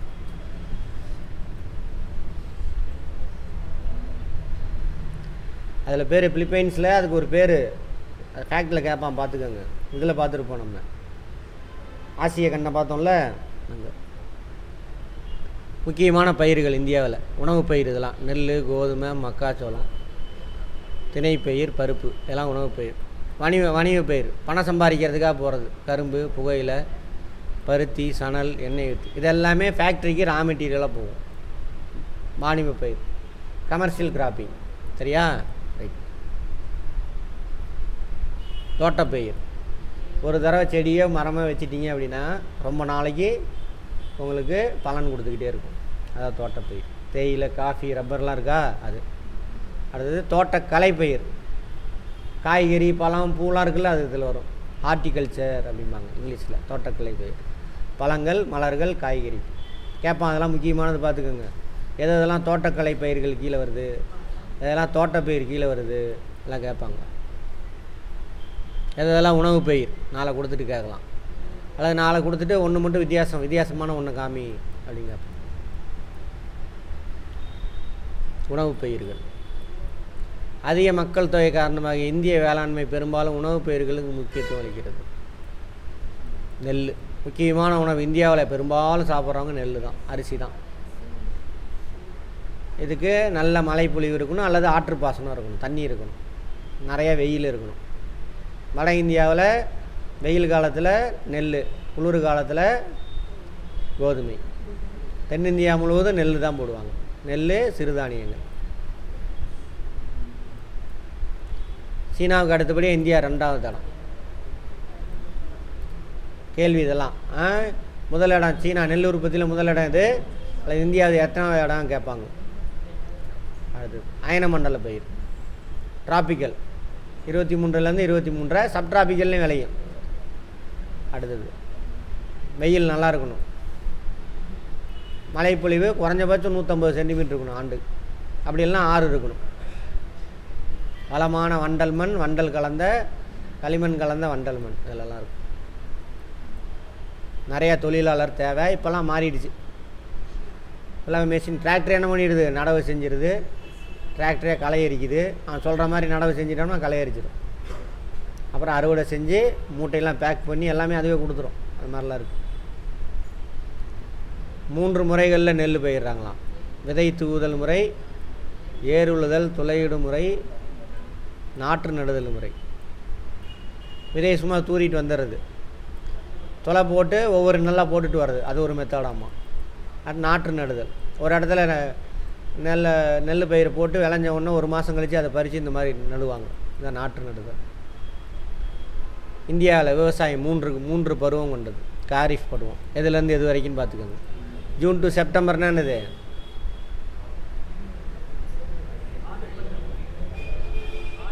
தென்மேற்கு பருவ காற்று காலம். அதை புரிஞ்சிங்கன்னா வேலை முடிஞ்சிச்சு. காரிஃப் பருவம். அடுத்தது ராபி பருவம். அடுத்த குளிர்காலம் அக்டோபர், மார்ச். ஓகேவா? இதை வச்சே நீ எல்லாத்தையும் ஜட்ஜ்மெண்ட் பண்ணிடலாம். சையத் 3வது, ஏப்ரல், ஜூன். என்னது, என்ன காலம் இது? கோடை காலம். இது தென்மேற்கு பருவக்காற்று, இது குளிர்காலம், இது கோடை காலம். சரியா? காரிபுரம் மழை பெய்தா நல்லா நெல் பயிர் செய்வாங்க. முக்கியமானது இந்தியா முழுவதுமே. அதே இதுவா ராபியா, வட இந்தியாவில் கோதுமை பயிர் செய்வாங்க. கோதுமை பாருங்க, நெல் இங்கே தான் இருக்கும், கோதுமை இங்கே இருக்கும். வெயில் காலமா?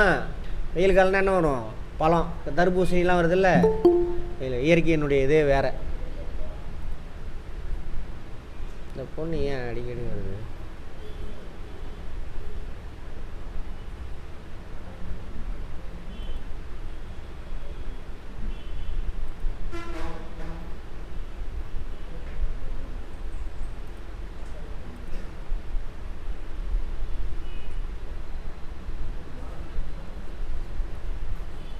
வட மாநிலம் தென் மாநிலம் பிரித்து கொடுத்துட்டானா பரவாயில்ல. தென் மாநிலத்தில் என்ன இருக்காது, கோதுமைக்கு வேலையே இல்லை, அங்கே மட்டும்தான் நடக்கும். அதுவும் எந்த காலத்தில்? ராபி பருவத்தில். அதுமாரி காய்கறி, பழங்கள், திணைப்பயிர்கள். அதே வெயில் காலம், அப்போ ஏன் பழம் ஈர சத்து இருக்கக்கூடிய பழங்கள் விளையுது? பயாலஜியில் அதை பற்றி பேசியிருப்போம். சரி, தென் மாநிலத்தில் 3 பருவ காலத்தில் நெல் போடுவாங்க.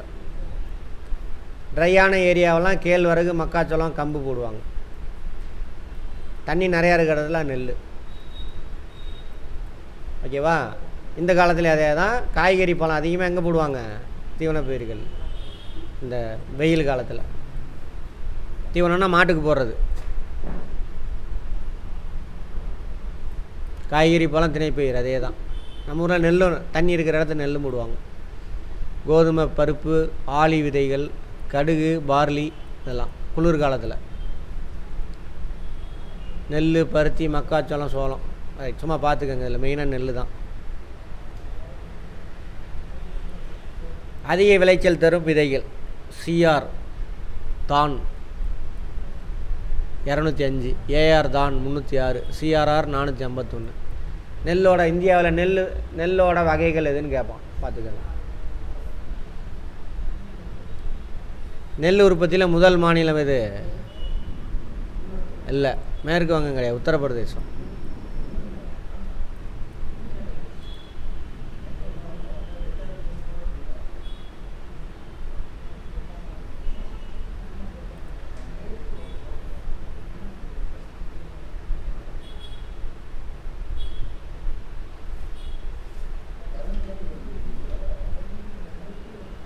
வெஸ்ட் பெங்கால் தானா?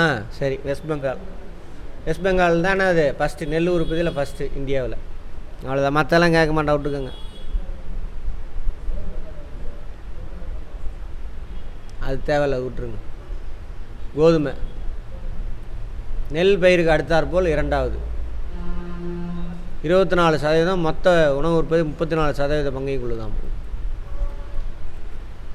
சாகுபடி பரப்பு, நிலப்பரப்பு இருக்குல்ல, அதில் 24% நெல் பயிர் செய்கிறாங்க. சரி, கோதுமை பாருங்கள், வெப்பம் கம்மியாக இருக்கணும்.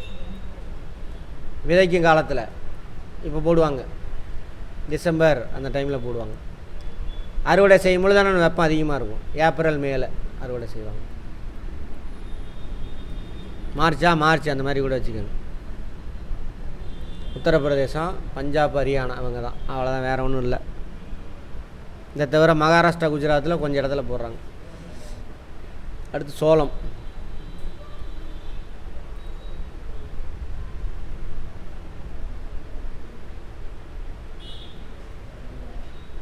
ஜோவார், சோளம் இங்கிலீஷில் என்ன? 3வது முக்கிய உணவு பயிர். நோட்டு பயிர். ஃபஸ்ட்டு யார்? நெல். 2வது கோதுமை. 3வது இவர். வறட்சியில் நன்கு வளரும். கார்போஹைட்ரேட்டு, புரதச்சத்து, தாதுக்கள், விட்டமின்கள் எல்லாமே நிறைஞ்சிருக்கு. அதான் கம்மங்கூழ்லாம் குடிக்கணுங்கிறது. சரியா? ரைட். எல்லாமே மலிவான உணவு, ஏழை மக்களுக்கு. கால்நடை தீவனமாக பயன்படுத்துகிறாங்க. தீபகற்ப இந்தியாவில் தான் முக்கியமான பயிர். மகாராஷ்டிரா, கர்நாடகாலாம் முக்கியமான மாநிலங்கள். அவ்வளோதான். கம்பு.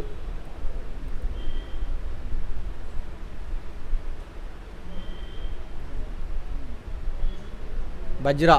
கம்புனா பஜ்ராவாமா. வட இந்திய மொழி அது ஆக்சுவலாக. ஆப்பிரிக்காவை பூர்வமாக கொண்டது. நோட் பண்ணிக்கோங்க. கம்பு எந்த நாட்டை, எந்த கண்டத்தை பூர்வமாக கொண்டதுன்னு கேட்பாங்க. ஏழைகளின் முக்கியமான ஒரு. சோளம் கூட அவ்வளோவா சாப்பிட மாட்டாங்க தானே? சாப்பிடுவாங்களா?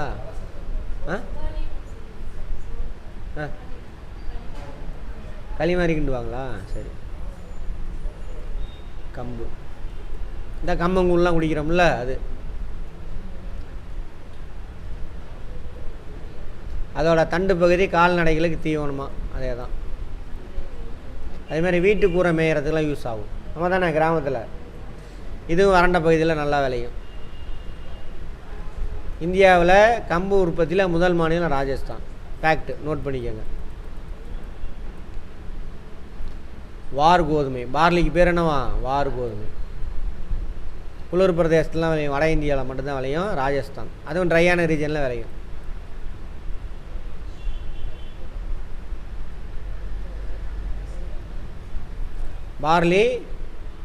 பார்லி தண்ணீர்களை ஊற வச்சது மதுபானம் தயாரிக்கிறதுக்கு. எது பீர்லாம் இருக்குல்ல, அது தயாரிக்கிறாங்க. பருப்பு வகைகள். இதுவும் ட்ரையான ரீஜனில் தான் விளையும். இதில் என்ன அதிகம்? இது வரைக்கும் நாம் பார்த்ததெல்லாம் கார்போஹைட்ரேட் அதிகம், இதில் புரோட்டீன் அதிகம். முக்கியமான புரோட்டீன். தாவர புரதச்சத்து.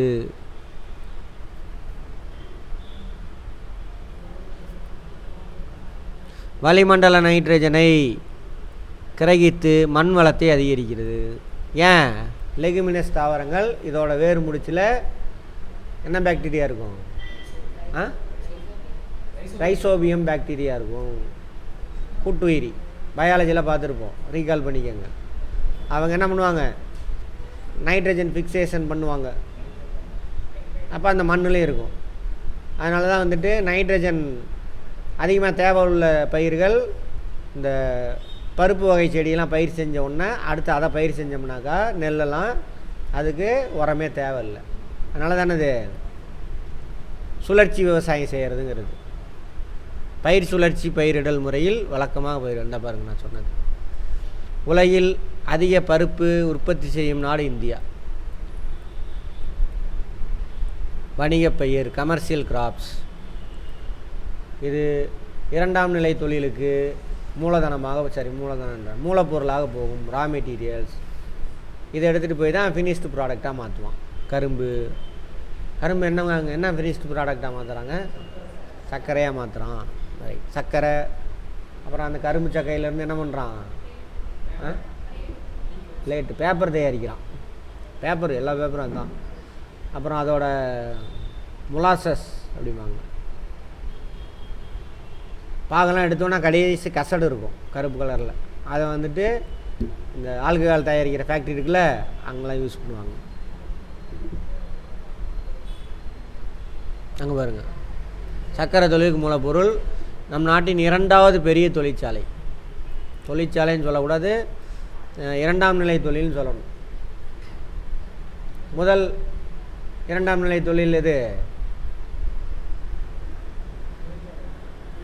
நெசவு தொழில். ரெண்டாவது பெரிய இரண்டாம் நிலை தொழில் எது? சர்க்கரை ஆலை. ஓகேவா? ரைட்.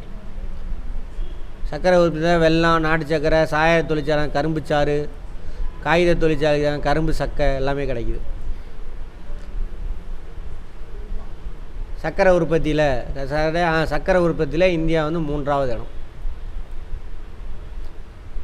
கரும்பு உற்பத்தியில் அல்லது சர்க்கரை உற்பத்தியில், கரும்பு உற்பத்தி தான் இந்தியாவில் முதலிடம். இது உத்தரப்பிரதேசம்.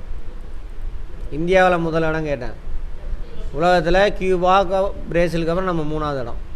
அவ்வளோதான். பருத்தி, இலைப்பயிர். உலக அளவில் நம்ம 2வது இடம் பருத்தி.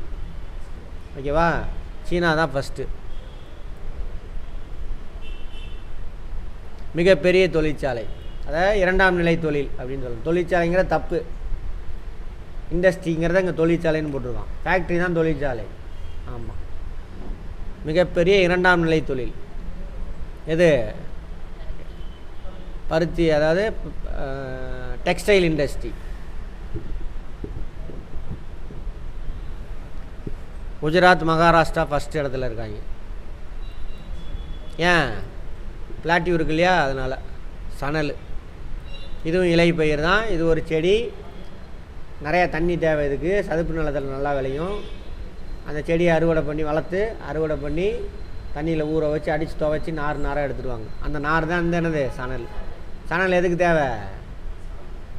பேக்கிங், கட்டுமான தொழிலுக்கு ரொம்ப ரொம்ப முக்கியம். அப்புறம் சேலை, பேகு, சட்டைலாம் இருக்குது சணலில். சரியா? பாருங்க, கோணிப்பை, கம்பளம், கயிறு, நூல் இலைகள், ஃபைபர், போர்வை, துணி, தார்பாலின், திரைச்சீலை. என்னது? ஸ்க்ரீன். ஆமாம், நம்ம தான் தமிழெல்லாம் இங்கிலீஷில் சொன்னால் தான் தெரியும்.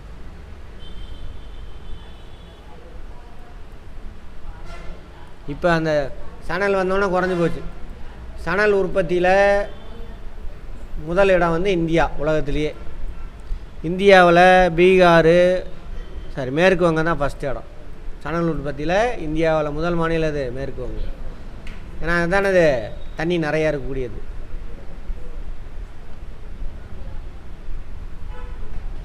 அடுத்து எண்ணெய் வித்துக்கள். எண்ணெய் வித்துலேருந்து என்ன கிடைக்கும்? எண்ணெய்ங்கிறது என்னது? தாவரத்தினுடைய கொழுப்பு தான் எண்ணெயாக கிடைக்கும். பார்த்துருப்போமா பயாலஜியில்? தாவரம் தங்களுடைய உணவுப் பொருளை எப்படி சேமித்து வைக்கும்? ஃபஸ்ட்டு கார்போஹைட்ரேட்டு, மாவுச்சத்து, ரெண்டாவது கொழுப்பு.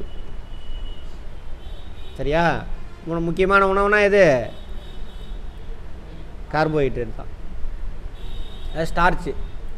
ஸ்டார்ச்சு தானே சொன்னேன்? சரி, ஸ்டார்ச்சு சேமிப்பு பொருள். கார்போஹைட்ரேட் தான் என்னவா சேமித்து வச்சுக்கோம்? ஸ்டார்ச்சாக சேமித்து வைக்கும். ஸ்டார்ச்சாவோ ஃபேட்டாவோ சேமித்து வைக்கும். நிலக்கடலை, கடுகு, எள்ளு, ஆளி விதை வட இந்தியாவில் கிடைக்கிறது. சூரியகாந்தி, ஆமணக்கு. ஆமணக்கெலாம் நான் என்னது? விளக்கெண்ணெய். பருத்தி விதை, நைஜர் விதை, இதெல்லாம் முக்கியமானது.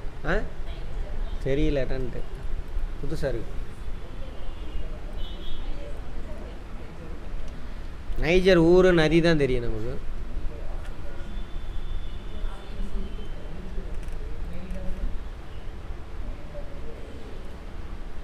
சோம்பா, சீரகமா?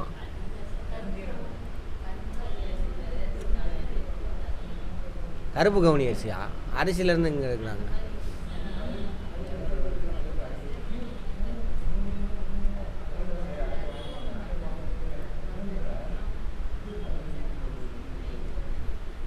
நைஜர் விதைன்னு தான் சொல்கிறான். அது ஏதோ வித்தியாசமாக இருக்குது. சரி,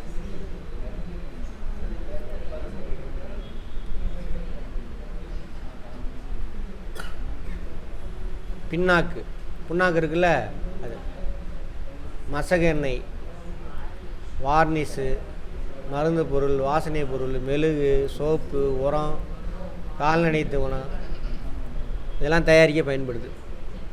இந்தியாவில் குஜராத் மாநிலம் எண்ணெய் வித்துக்கள் உற்பத்தி முதலிடம். ஏன்னா அது ட்ரையான ரீஜன், மழை பெய்யாதில்ல அங்கே. நிலக்கடலை உற்பத்தியில் சீனாவுக்கு அடுத்தபடியாக நம்ம ரெண்டாவது. பட் எண்ணெய் உற்பத்தி நம்ம இன்னமும் தன்னிறைவு அடையவில்லை. வெளிநாட்டிலேருந்து தான் எண்ணெயெலாம் இறக்குமதி பண்ணுறோம். பாமாயிலாம் வருதா? தோட்டப்பயிர், பிளான்டேஷன். ஏற்றுமதிலாம் இல்லை, பெரிய அளவில் செய்வாங்க. ஒரு தடவை பயிர் செஞ்சால் பல நாளைக்கு என்ன ஆகும்? பயன் தரும். தேயிலை, காஃபி, ரப்பரு, நிறைய வாசனை பொருள்லாம் போடுறாங்க. வாசனை பொருள்னால் அந்த தேயிலை தோட்டம்லாம் இருக்குல்ல, தேயிலை தோட்டம் நம்ம கொடைக்கானல், ஏற்காட்டுலாம் பார்த்திங்கன்னா அந்த பட்டை கிராமலாம் இருக்குல்ல, அது அப்புறம் பிரியாணிக்கு போடக்கூடிய விஷயம்லாம் மிளகு அதெல்லாமே என்னது இதில் தான் வரும். தேயிலை, ஏலக்காய் அங்கே மட்டும்தான் இருக்கும். சவுத்தில் தேனி கம்பர்களே அதுக்கு மேலே ஏலமலைன்னு இருக்கும். ஏலக்காய் அங்கே மட்டும்தான் விளையும்.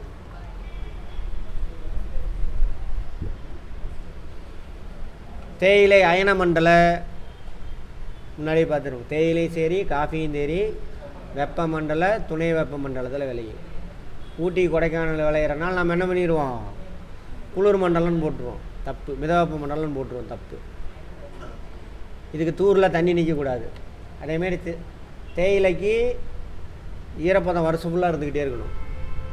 காஃபிக்கு ஒரு ஷார்ட் ட்ரை சீசன் இருக்கணும். அதனால தான் காஃபி பார்த்திங்கன்னா கிழக்கு தொடர்ச்சி மலையில் போட்டிருப்பாங்க. மேற்கு தொடர்ச்சி மலையில் காஃபி பார்த்திங்கன்னா கொடைக்கானலில் போட்டிருப்பாங்க. ஏன் சார்னா கொடைக்கானல் இங்கேருந்து இப்படி பிரிஞ்சு இதான் மேற்கு தொடர்ச்சி மலைலாம் பிரிஞ்சு இங்கே வந்துருக்கும். அதனால் கொடைக்கானலில் நம்ம ஏற்காடு மாதிரி எப்படி இருக்கும்? கொஞ்ச நாள் ட்ரையாக இருக்கும். அப்போ தான் அறுவடை செய்வாங்க காஃபியை. சரியா? ரைட். பாருங்கள், தேயிலை பசுமையான தாவரம். அயன, துணை அயன, உப அயன, டிராபிக்கல், சப்டிராபிக்கல். அதிக தொழிலாளர் வேணும், மிதமான நிழல் இருக்கணும். மரம் வச்சுருப்பாங்களா? அதிக மலைகளுக்கு தேவை. வேர்கள் என்ன பண்ணணும்? தண்ணி நிற்கக்கூடாது. அதனால தான் மலை பிரதேசங்களை போடுறாங்க. இந்தியாவில் பயிரிடக்கூடிய முக்கியமான தேயிலை பூகி, பிறப்பிடம் சீனா. அசாமிக்கா, பிறப்பிடம் இந்தியா கேட்பாங்க. இந்தியாவில் பிறப்பிடமாக கொண்ட தேயிலை வகை எது? பூகி எந்த நாட்டை சார்ந்தது? முதல்ல தேயிலை நீரை கண்டுபிடிச்சவனே சீனாக்காரனுக்கு தான். இது ரெண்டையும் மிக்ஸ் பண்ணி புதுசு கண்டுபிடிச்சிட்டானுங்களாம். சீனா தான் தேயிலையில் ஃபஸ்ட்டு, ரெண்டாவது யார்? இந்தியா. உலகத்தில் இந்தியாவில் பார்த்தீங்கன்னா அஸ்ஸாம் துணையன மண்டலமாக, அஸ்ஸாமுடைய மலைச்சரிவுகளில் அஸ்ஸாம் பார்த்தீங்கன்னு வச்சுக்கோங்க, இப்படி இருக்கும், பள்ளத்தாக்கு இருக்கும் அஸ்ஸாமில். இந்த பக்கம் மலைச்சரிவு, கேரி காசோ ஜெயந்தியா இருக்குல்ல மலைச்சரிவு, அந்த பக்கம் மலைச்சரிவு இமய மலைச்சரிவு, அங்கெல்லாம் போட்டிருப்பாங்க.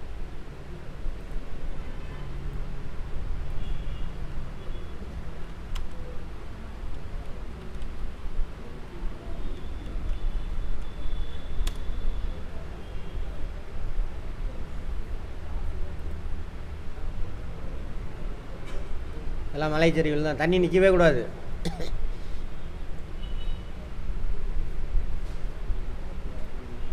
பாருங்கள், எல்லா நாட்டுக்கு போயிட்டு வந்துட்டோம், எல்லா ஊருக்கு சுற்றுறோம், டூரு. ரெண்டாவது தமிழ்நாடு, கேரளா. காஃபி நிழல்களில் நன்றாக வளரக்கூடிய, கடல் மட்டத்தில் சுமார் 1000 மீட்டர்லேருந்து 1500 மீட்டர் உயரம் கொண்ட மலைச்சரிவுகள். ஓகேவா? அங்கே விலை நிழல் இருக்கணும். அதனால தான் என்ன பண்ணுவாங்க, நிறையா அந்த என்ன மரம் அது, ஏற்காடு போய் பாருங்கள், மரம் ஏகப்பட்ட மரம் வச்சுருப்பாங்க, அதுக்கு அடியில் தான் காஃபி போட்டிருப்பாங்க. அராபிகா தரம் மிக்கது, இந்தியாவில் அதிகம் பயிரிடப்படுதான். ரோபஸ்டா தரம் கம்மி. சரியா? இந்தியாவில் அதிகம் பயிரிடக்கூடிய காஃபி எதுன்னு கேட்பாங்க, அராபிகா. சரி, உலக அளவில் பார்த்தோன்னு வச்சுக்கோங்க, காஃபி உற்பத்தியில் 7வது இடம் தான் நம்ம இந்தியா. இந்தியாவில் ஃபஸ்ட்டு வந்து கர்நாடகா.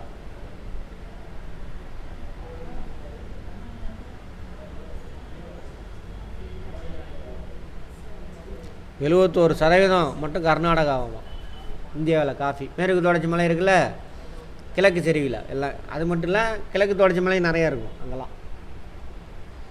ரப்பர், அதிக மழை பொழிவு, அதிக வெயில் இருக்கணும், அங்கே தான் விளையும் ரப்பர் தோட்டம். அந்த மரத்தை முன்னாடி பார்த்துட்டோம். 1902ஆம் ஆண்டு கேரளாவில் முதலில் ரப்பர் தோட்டம் உருவாக்கப்பட்டது, பிரிட்டிஷ்காரனுங்க.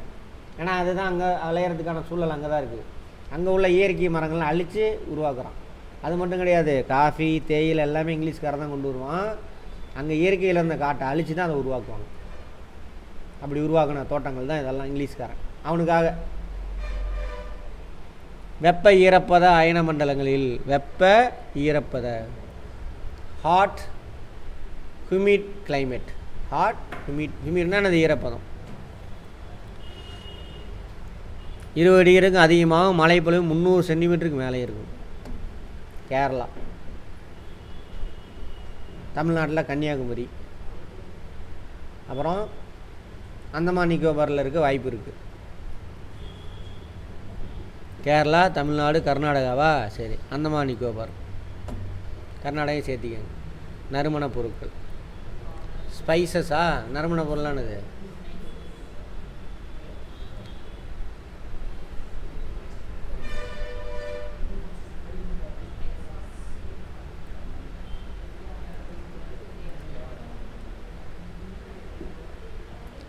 நறுமண பொருட்களுக்கு புகழ்பெற்றது பழங்காலம் தொட்டி. அதனால தான் யூரோப்லேருந்து பட்டு வழியில் வருவானுங்க அவங்க.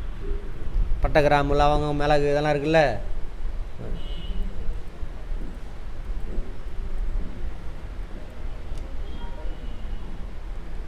தங்கத்தை கொடுத்துட்டு நம்ம ஊரில் மிளகு வாங்கிட்டு போவானுங்களாம்.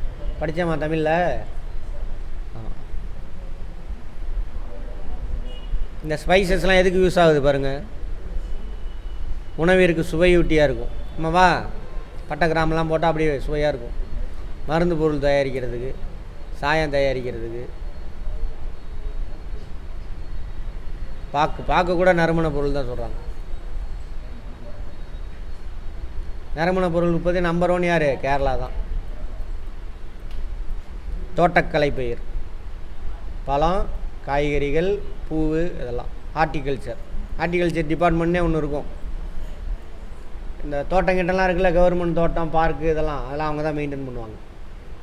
ஏற்காட்டில் அதெல்லாம் இருக்குல்ல, அது.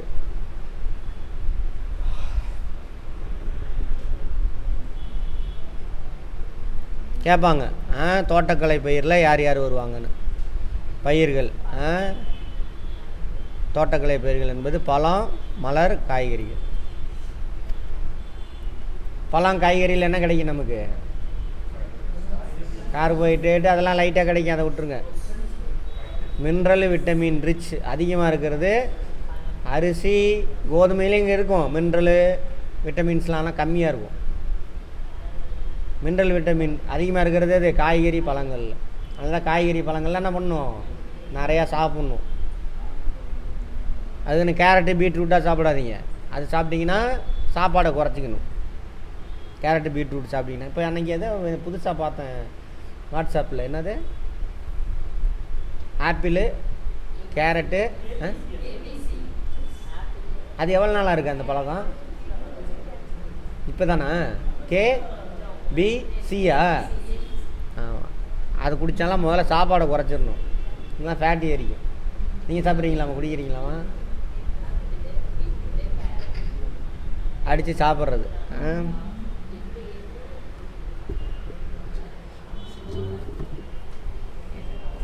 முதல்ல அதெல்லாம் நம்ம ஊரில் சாப்பிடவே தேவையில்லை. அது குளிர் பிரதேசத்தில் விளையிறது. அப்படியே சாப்பிட்டிங்கன்னா என்ன பண்ணுங்க, இதை குறைச்சி. நம்ம ஊரில் விளையிற காய்கறி தான் சாப்பிட்ணும். எது நம்ம ஊர் காய்கறி? வெண்டைக்காய், கத்திரிக்காய், பூசணிக்காய், சொரக்காய், அவரைக்காய், பாகக்காய், அப்புறம் என்னது கொத்தவரங்காய், அதுதான் சாப்பிட்ணும். நிறையா சாப்பிட்ணும். நிறைய சேர்த்திக்கிட்டோம்னா நல்லது. அரிசி நம்ம வேலை செய்கிறதுக்கு தகுந்த மாதிரி ஆட் பண்ணிக்கணும் சாப்பாட்டை. சரியா? ரைட். தாது சத்துக்கள், விட்டமின்கள், நார் சத்து, ஃபைபர், இதெல்லாம் எதில் அதிகமாக இருக்குது? பழம், காய்கறியில் தான் இருக்குது. நிறைய பேர் காயை சாப்பிட மாட்டானுங்க. பழங்கள் மற்றும் காய் வகைகள் உற்பத்தியில் இந்தியா 2ஆம் இடம். நோட் பண்ணிக்கோங்க, ஃபேக்ட்டு. பழம், காய்கறி உற்பத்தியில் இந்தியா எத்தனாவது இடம் அப்படின்னு கேட்பாங்க. கால்நடைகள், கேட்டில்ஸ், இந்தியாவை முடிச்சிடலாம் இன்றைக்கி. லைஃப் ஸ்டாக், கேட்டில்னு சொன்னால் மாடுகளை மட்டும்தான் குறிக்கும். லைஃப் ஸ்டாக், அதில் வந்து என்ன கிடைக்கிது நமக்கு? பால், அப்புறம் பால் பொருள். அடுத்தது இறைச்சி. கால்நடை தானே, இறைச்சியிலேருந்து என்ன கிடைக்கும் நமக்கு? புரோட்டீன் அதிகமானது. புரோட்டீன், அப்புறம் எல்லாம் மினரல், விட்டமின். இறைச்சி சாப்பிட நல்லது. காய்கறியே சாப்பிடாட்டி இறைச்சி சாப்பிட்டோம்னா போதும். ஏன்னா அதில் மினரல், அதுக்கு சேர்த்து வச்சுருக்கோம். மினரல், விட்டமின், ஃபேட்டு, கார்போஹைட்ரேட்டு இருக்குது, அதுதான் ஃபேட்டாக இருக்கும். அப்புறம் புரோட்டீன் எல்லாமே இருக்கும். நல்ல சத்தான உணவு எது? இறைச்சி. அதில் மீன் இருக்குது பாருங்கள், பயங்கரமானது. பயாலஜிலேயே பார்த்துருப்போன்னு நினைக்கிறேன். எனக்கு நாலேஜ் இல்லாதப்போ தான் பார்ப்பேன். இந்த கடற்கரையில் கன்னியாகுமரிலாம் ஃப்ரெண்டு இருக்கான். என்னையா சாப்பிடுவானாங்க, மீனை தவிர வேறு எதுவுமே திங்க மாட்டானுங்க. பருப்பு சாம்பாரா அப்படிங்கிறான் மூஞ்சி. அப்படி போயிடும். பருப்பு சாம்பாரே சாப்பிட மாட்டானுங்க, காய்கறியும் சாப்பிட மாட்டானுங்க. அப்போ எனக்கு நாலேஜ் இல்லை. ஏன்னா எப்போ அவனுங்க காய்கறி இல்லாமல் மினரல், விட்டமின்லாம் வேணுமே, எப்படி செட் ஆகுதுன்னு பார்த்தாக்கா மீனில் எல்லாமே இருக்குது. மீன் இல்லாமல் அவனுக்கு சாப்பாடு இறங்காது. அதான் சொல்லலாம், பருப்பு சாம்பார்னோன்னா மூஞ்சி மாறுது, அவனுக்கு கேவலமாக பார்க்குறான் நம்மளை. அதில் எல்லாமே இருக்கும். கால்நடை இந்தியாவின் விவசாயத்தோடு ஒன்றிணைந்த கூறுகள் ஆகும். கால்நடையின் பல்வேறு வகை பயன்பாடுகள் காரணமாக இவை சமூக பொருளாதார முக்கியத்துவம் வாய்ந்த ஒன்றாக கருதப்படுது. இவை சமூக கலாச்சார பாதுகாப்பிற்கும் தன் பங்களிப்பை தருகிறது. ஊட்டச்சத்து நிறைந்த உணவுகள் அளிப்பதன் மூலம் போட்டிருக்கு பாருங்கள். ஊட்டச்சத்து நிறைந்த உணவுகள் அளிப்பதன் மூலம் இவை உணவு மற்றும் ஊட்டச்சத்து பாதுகாப்பை மேம்படுத்துகிறது. வேளாண்மை பொய்க்கும் பொழுது வேலை வாய்ப்பையும் வருவாயும் தருது. நம்ம வேளாண்மை இல்லாத, மழை பெய்யலாம், விவசாயம் இல்லை, அப்போ ஆடு மாடு மேய்ப்பாங்க. காசு இல்லைனாக்கா அந்த ஆட்டை விற்றுட்டு காசு ஆக்கிக்குவாங்க. ஃபஸ்ட்டு கோழியை வைப்பாங்க, கம்மி பணம் தேவைன்னா கோழியை விற்றுட்டு காசு ஆக்கிக்குவாங்க. 200 ரூபா கிடைக்கும், அதுவே பெரிய விஷயம் கோழி. நான் அப்போ சொல்கிறேன், இப்போலாம் ஏகப்பட்ட ரேட்டுக்கு கிலோவுக்கு. நான் கிலோவே எவ்வளோ? 700 கிலோ. நாட்டுக்கோழி எவ்வளோம்மா? 700 தானே? கறிலாம் நாட்டுக்கோழி வாங்குறது இல்லையா? தெரியல. யார் வாங்கி? நீங்கள் வாங்க மாட்டீங்களா?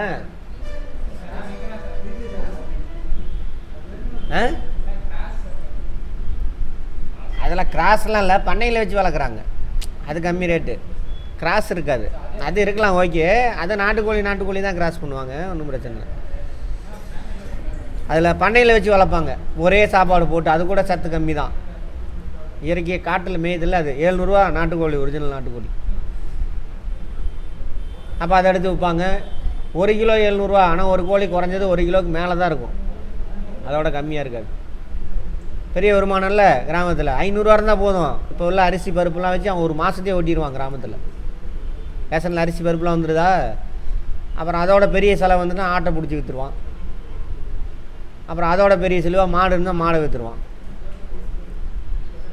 விவசாயம் இல்லாதப்போ சும்மாவே இருக்க மாட்டான் கிராமத்தில். அப்போ என்ன பண்ணுவான்? ஆடு மாடு மேய்க்க போயிடுவாங்க. விவசாயம் இருந்தால் கட்டி போட்டு தீவனத்தை தூக்கி போட்டு விவசாய நிலத்தில் வேலை செஞ்சுக்கிட்டு இருப்பான். விவசாய நிலத்தை பாதுகாத்து சுற்றியில் என்ன பண்ணுவான்? ஆடு மாடை மேய்ச்சிக்கிட்டே இருப்பான். எல்லாம் கிராமத்தில் அதான் சொல்கிறாங்க. நிலத்தை உழுவதற்கும் பயிர் உரம் பயிருக்கு உரம் அளிக்கிறது. அப்படியே பயிரை அறுவடை செஞ்சு போட்டிங்கன்னா வேஸ்ட்டு. அதை மாட்டுக்கு போட்டு மாடு ஆடு சாப்பிட்டு அது சாணியாக போட்டுச்சுனாக்கா அந்த நைட்ரஜன் உள்ள சத்து கிடைக்குன்னு பார்த்துருப்போம். அதை அப்படியே கொண்டு போய் போட்டுறக்கூடாது. சாணியை போட்டு மக்க வைக்கணும். மண்புழு சாப்பிட்டு அதை சின்ன மாளிகைலாம் மாற்றி கொடுக்கும், போடணும் அப்படின்னு பயாலஜியில் பார்த்தோமா. அப்போ விவசாயத்தோட ரொம்ப நெருங்கிய தொடர்பு எது? கால்நடைகள். கால்நடை மட்டும் இல்லை, மனித கழிவும் தான் போடணும். நான் இதெல்லாம் எங்கே போகுதுன்னே தெரில, என்னமோ நடக்குது. மனித கழிவு எங்கே தான் போகணும்? விவசாய நிலத்துக்கு தான் போகணும். அங்கே போக மாட்டேங்குது, எங்கேயோ போகுது. தண்ணியில் கலந்து சரி ரைட் கடலில் போய் சேருது. ஒரு ஸ்டேஜாக கடலில் தான் எல்லா வளமும் இருக்க போகுது. அதுதான் நடக்கும். மாடுகள், கேட்டல், இதை பால் கலக்கிறது, இழுக்கிறதுக்கு பயன்படுறது, உழுகிறதுக்கு, இந்த மாதிரி விஷயத்துக்கு இழுவை இனம், கலப்பு அல்லது பொது இனம் ரெண்டுக்குமே பாலுங்கறக்கும் இழுவைக்கு யூஸ் ஆகும். மொத்த கால்நடைகளில் மாடுகள் 37.3% உலக அளவில் பிரேசிலுக்கு அடுத்தபடியாக இந்தியா மாடுகள் எண்ணிக்கையில் 2வது இடத்தையும் வைக்கிறது.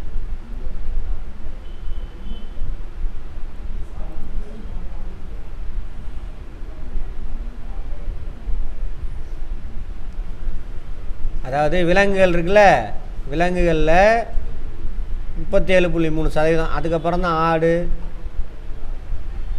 மற்றதெல்லாம் இருக்குது அப்படின்றாங்க. அதே மாதிரி உலக அளவில் மாடுகள் எண்ணிக்கை அதிகமாக இருக்கக்கூடிய நாடுகள்லாம் நம்ம 2வது. முதல் நாடு யார்? பிரேசில். அடுத்தது வெள்ளாடு. வெள்ளாடு என்னம்மா? கோட்டா? கோட்டுன்னு படம் வந்துச்சு தானே? கோட்டுன்னு என்னது? இல்லை, அந்த கோட்டுக்கு ஏதோ ஒரு எக்ஸ்ப்ளனேஷன் கொடுத்தாங்களே. கிரேட்டஸ்ட் ஆஃப் ஆல் டைமா கோட்டு? கருப்பாடு. வெள்ளாடா? வெள்ளாடு, ஆனால் கருப்பாக இருக்கும். அது அவர் இப்போ வெள்ளாடாக தான் இறங்கி வந்துக்கிட்டு இருக்கிறாரு பிஜேபிக்கு.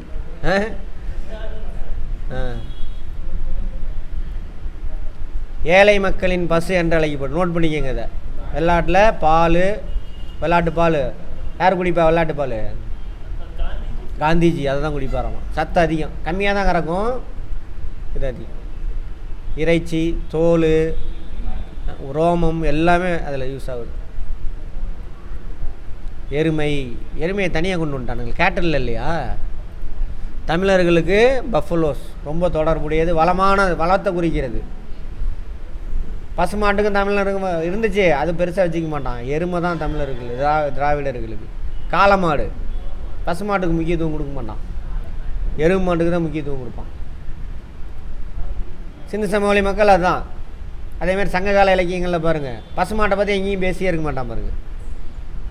வளத்தை குறிக்கிறதுக்கு அங்கே மாடுகள், எருமை மாடுகள் நீர் நிலைகளில் குளிச்சிக்கிட்டு இருந்துச்சு, அது பார்க்குறதுக்கு மலை போல் இருந்தது, அப்படி இப்படிலாம் வர்ணிச்சிருப்பான். எதெல்லாம் உங்களுக்கு உங்கள் வரலாறு நம்ம திராவிடர்களோட இதில் வரலாற்றில் தொடர்பு இருக்குது, அது எல்லாத்தையுமே எதிரியாக்கிட்டான். இப்போ எருமை மாட்டை கண்டா ஆகாது, அது கெட்ட ஏதாவது சகுனமாக்கி விட்டானுங்க பாருங்கள். ஆமையை வச்சு தான் கடல் வேலி கண்டுபிடிச்சி போனான். ஆமையை ஒன்றும் இல்லாமல் ஆக்கிட்டானுங்க. ஆமை பூந்த வீடும் ஆமைனா பூந்த வீடும் விளங்காது அப்படிலாம் போட்டிருக்கும். ஆனால் கோயிலெலாம் பாருங்கள் ஆமை இது இருக்கும். அதாவது இவங்க அந்த ஆமை இருக்கிற கோயில்னால் இதுவாக இருக்கும், சமணர் படுகையாக இருக்கும். சமணர் படுகையெல்லாம் பிடிச்சிட்டு இது என் கோயில் கிருஷ்ணர் அப்படின்னு பேர் வச்சுக்கிட்டானுங்க. பஞ்சபாண்டவர் குகைகள் அப்படி இப்படின்னு கதை வச்சுக்கிட்டானுங்க. ஆனால் அதெல்லாம் என்னது, சமணர் பௌத்த மதத்தோடு தொடர்புடையது. அந்தளவுக்கு ஏமாற்றிருக்கானுங்க கடவுள் பேரை சொல்லி அவங்கள. இந்தியாவில் பால் உற்பத்தியின் ஒரு முக்கிய ஆதாரமாக எருமை இருக்குது. எருமை பால் வந்து அவ்வளோ நல்லது. இன்னும் இது ஒன்று தான் என்ன மிக்ஸ் பண்ணாமல் இருக்கானுங்க. ஆனால் முரட்டுத்தனமானது, மூர்க்கத்தனமானது மாடு, எருமை மாடு இருக்குல்ல. ஆனால் அது மாதிரி கர்நாடகாவில் எருமை மாடு விரட்டுற விழா இருக்குமே, திராவிட கலாச்சாரம் அது. கர்நாடகாவில் எருமை மாடு விரட்டுவானுங்க, சேத்துல விரட்டிட்டு போவானுங்க. ஏதோ ஒரு படத்தில் கூட வந்துச்சே, காந்தாராவில் வந்துச்சா? ஆமாம். ஆனால் அது டுபா குரூப் படம், அது சங்கிமங்கி குரூப். அது உத்தரப்பிரதேசம் அதிகப்படியான எருமைகளையும் உத்தரப்பிரதேசத்தில் அதிகமாக இருக்கான். ராஜஸ்தான் 2வது, ஆந்திர பிரதேசம் 3வது. எருமை மாடு அதிகமாக உள்ள இடம் அது உத்தரப்பிரதேசம். நீர்நிலைகள்லாம் இருக்கா? ஆமாம். ஆனால் பாருங்கள், அது ஃபுல்லாகவே திராவிடர்கள் கண்ட்ரோலில் இருந்து தான். சிந்து சமவெளி மக்கள் தான் இந்தியா முழுவதும் இருந்தாங்க. இந்தியாவின் முதல் கால்நடை கணக்கெடுப்பு 1919. நோட் பண்ணிக்கோங்க ஃபேக்ட்டு.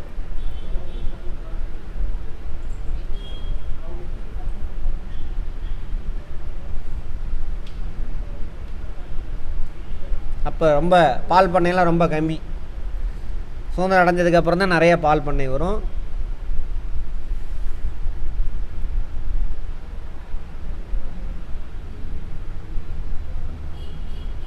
நல்லா போகடாடே. சரி, தமிழ்நாட்டில் வந்து கால்நடை கணக்கெடுப்பு யார் எடுக்கிறாங்க? கால்நடை வளர்ப்புத்துறை.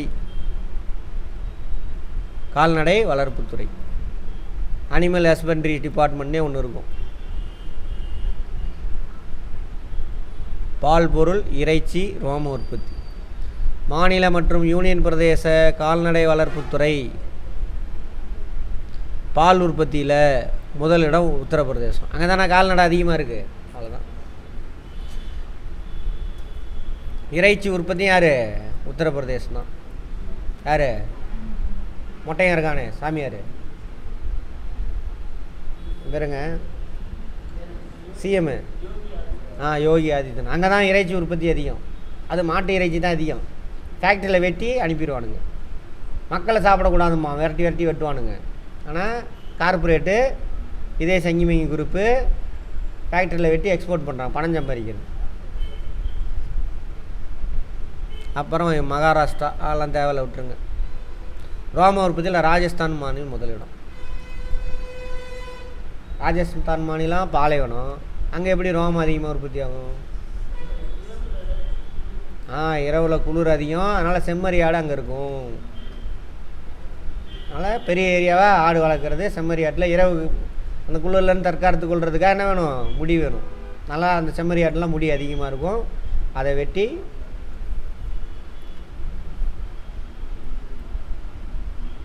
மீன் வளர்ப்பு. இந்தியாவில் மீன் வளர்ப்பு ஒரு முக்கிய பொருளாதார நடவடிக்கையாகும். இதில் 2 வகை இருக்குது. உள்நாட்டு மீன் பிடித்தல், கடற்கரை கடல். தேவையில்ல.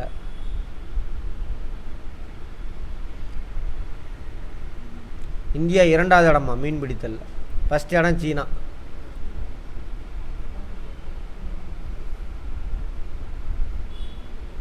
அதே மாதிரி ஊட்டச்சத்து அளித்தல், அந்நிய செலாவணி ஈட்டல். ஏன்னா இங்கே மீன் பிடிச்சி எக்ஸ்போர்ட் பண்ணலாம்ல, அதோட நன்மை. கடல் மீன் பிடிப்பு, உள்நாட்டு அல்லது நன்னீர் மீன் பிடிப்பு.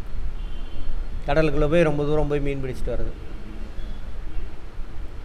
கடற்கரை பகுதி, கரையை ஒட்டிய பகுதி மற்றும் ஆழ்கடலில் போயிருக்கு.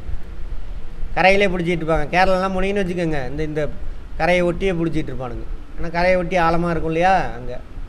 நம்ம ஊரில் கொஞ்சம் உள்ளே போகணும், டீப்பாக போகணும். கேரளா கடல் மீன் உற்பத்தியில் முதன்மையாக உள்ளது. உள்நாட்டு மீன் பிடிப்பு.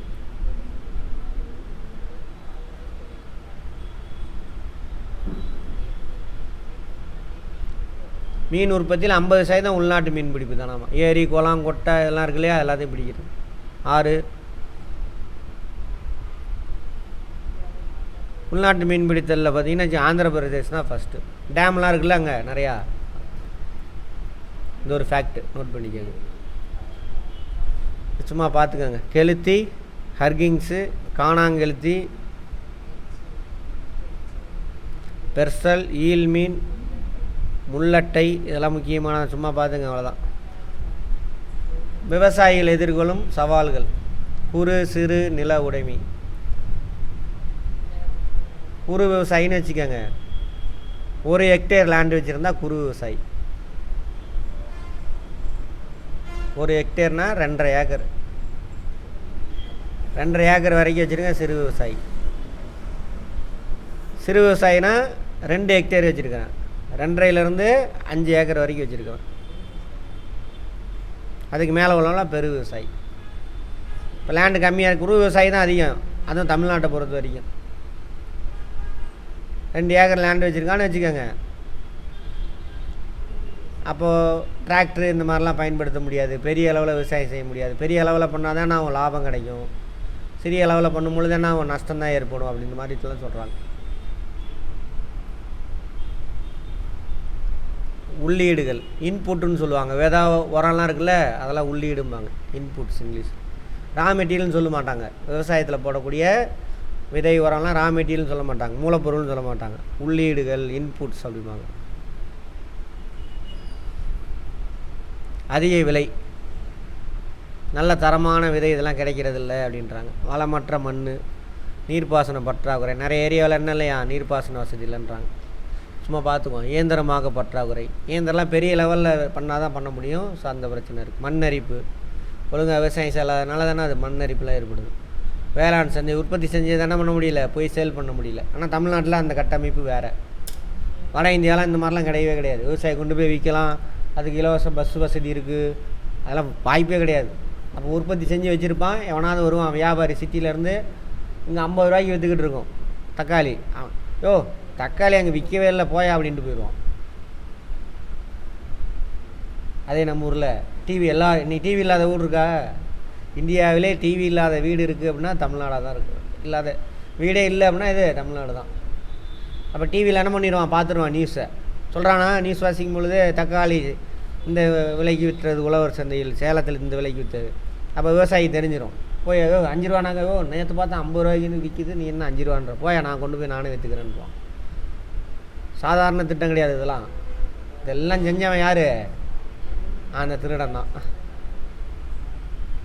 அதனால தான் அவனுங்களுக்கு பிடிக்க மாட்டேங்குது. ஐயோ வளர்றானுங்க வயிற்றுலேயே அடிச்சுக்கிறானுங்க.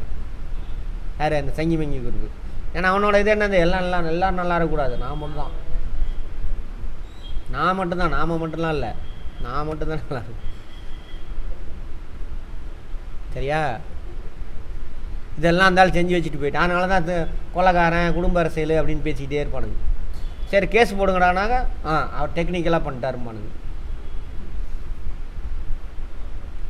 சரியா? சேமிப்பு கிடங்கு வசதி இதெல்லாம் நமக்கு அறியாமையினால் நம்மளாம் அதை சொல்கிறத கேட்டுட்டு அப்பா அம்மா கேட்டுட்டு அப்படியே போயிட்டுருக்கோம். சேமிப்பு கிடங்கு வசதி இல்லாது.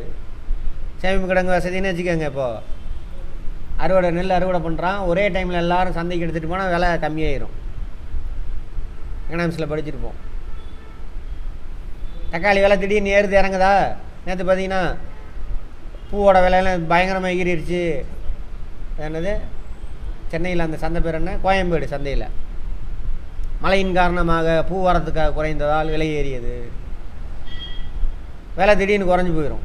5 ரூபாய்க்கு கூட கிடைக்கலங்க பூ, அதாவது விலை 5 ரூபா கூட கிடைக்கல அப்படிமா விவசாயி. பூ வரத்து அதிகமாக இருக்கும், விலை குறைஞ்சி போயிடும், ஃப்ளக்சுவேஷன். அப்போ அதை பாதுகாக்கிறதுக்கு கிடங்குலாம் இருந்ததுன்னா என்ன பண்ணலாம், இன்றைக்கி சேமித்து நாளைக்கு நாளான்னைக்கு கொண்டு போய் விற்கலாம், நல்ல விலை கிடைக்கும் பொழுது.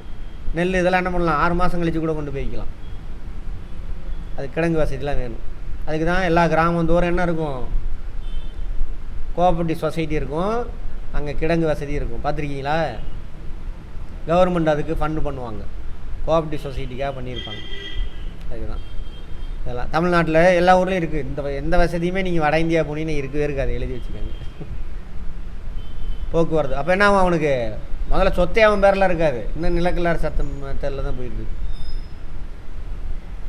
அப்படியே இருந்தாலும் இந்த வசதியெல்லாம் இருக்காது. பாவம், நம்மளோட 100 வருஷம் பின்னாடி கிடக்கிறான்.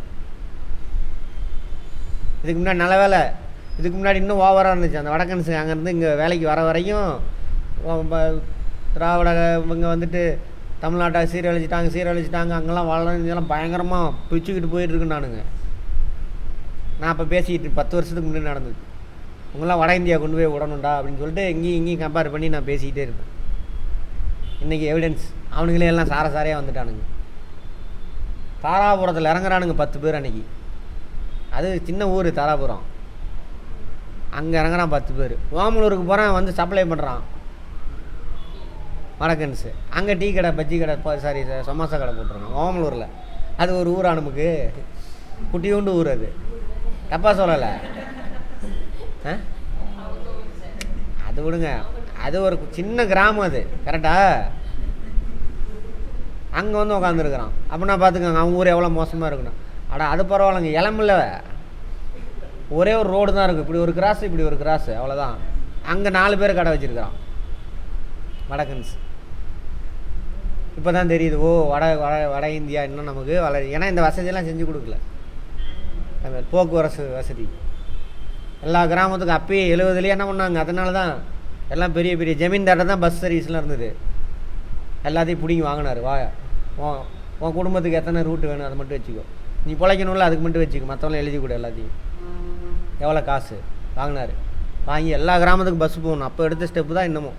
நடுவில் இந்த சங்கி மங்கியோட அடியாளுங்க உள்ளே பூந்தானவன் அதைக்கு எடுத்து விட்ருவானுங்க. இப்போ நல்ல ரூட்டெல்லாம் நிறுத்திடுவானுங்க.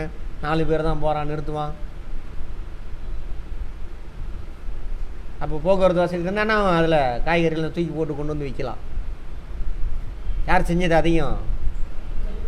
ஆமாம், அந்த ஆள் தான். நீ அதை தெரிஞ்சுங்க, அதை நீங்களே கேட்டுக்க. மூலதன பற்றாக்குறை. விவசாயம் செய்ய என்னென்ன வேணும்? பணம் வேணும். இப்போ ஒரு மோட்ரு வாங்கி வைக்கணும், இல்லை டிராக்டர் 5 ஏக்கர் வச்சுருக்க டிராக்டர் வாங்கினா உங்களுக்கும் ஓட்டிக்கலாம், விவசாயம் பண்ணிக்கலாம். அப்போ என்ன வேணும்? பணம் வேணும், கடன் வேணும். கடன் போய் கேட்டிங்கன்னா விவசாயிக்கு கொடுக்க மாட்டான். இந்த மாதிரி நிறைய விஷயம் இருக்குது. இதெல்லாம் பிரச்சனைன்றாங்க இந்தியாவில். புரட்சிகள், அதாவது ஏதாவது ஒரு உற்பத்தியை பெருக்கணும் அப்படிங்கிறதுக்காக மேற்கொள்கிறது தான் அது புரட்சி.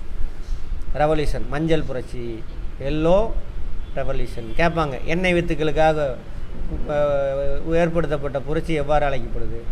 அந்த மஞ்சள் புரட்சி எதோட உற்பத்தியை பெருக்கிறதுக்காக கொண்டு வந்தாங்க?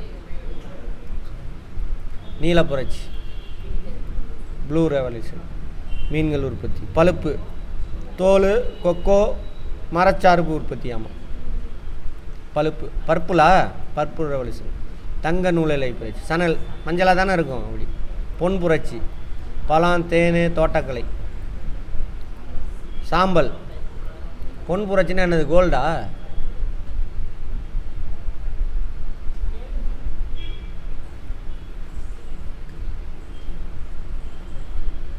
முடிஞ்சா?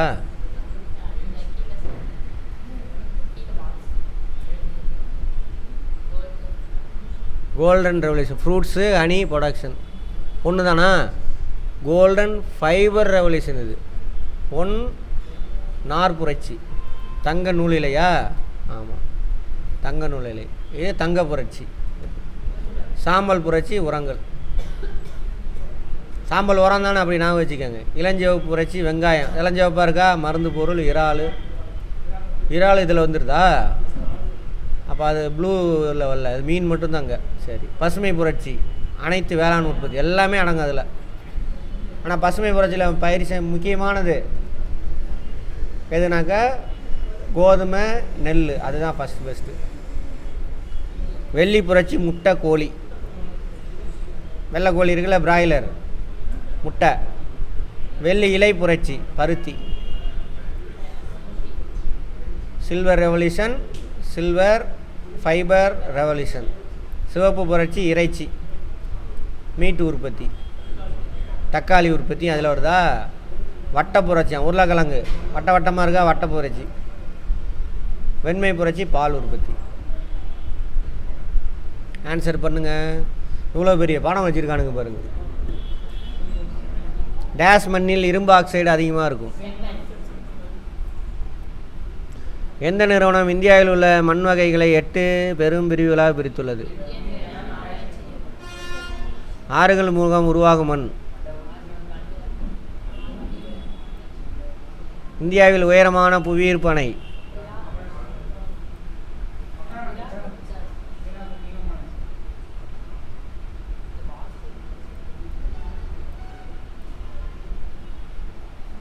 டேஸ் என்பது ஒரு வாணிப பெயர்.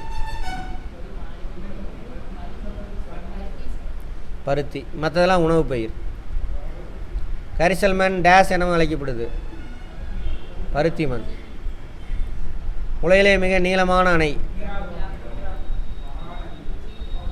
ஈராக் எந்த நது? மகாநதி.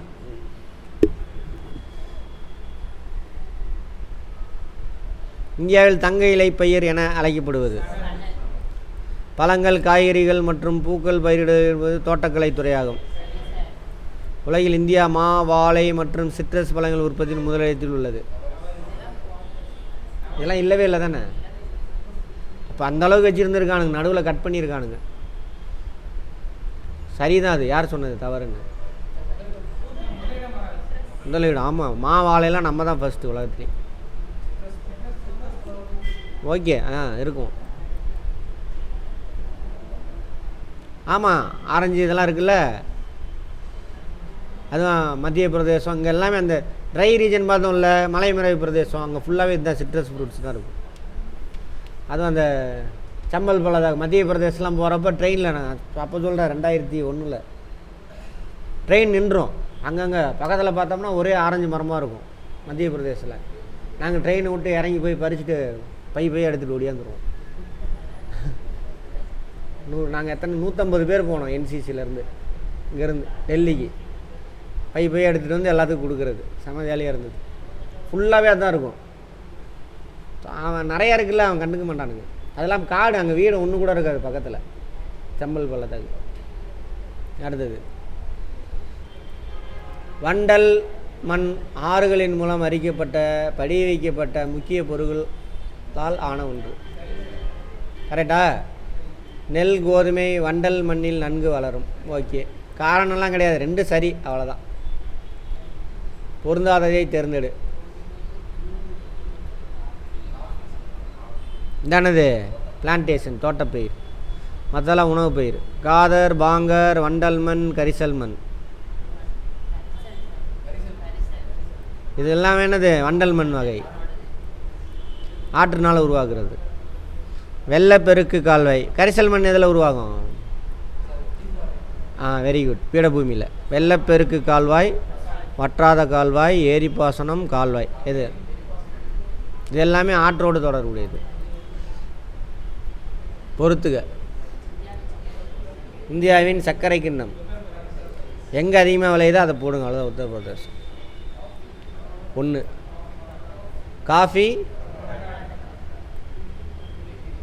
டெகிரி அணை,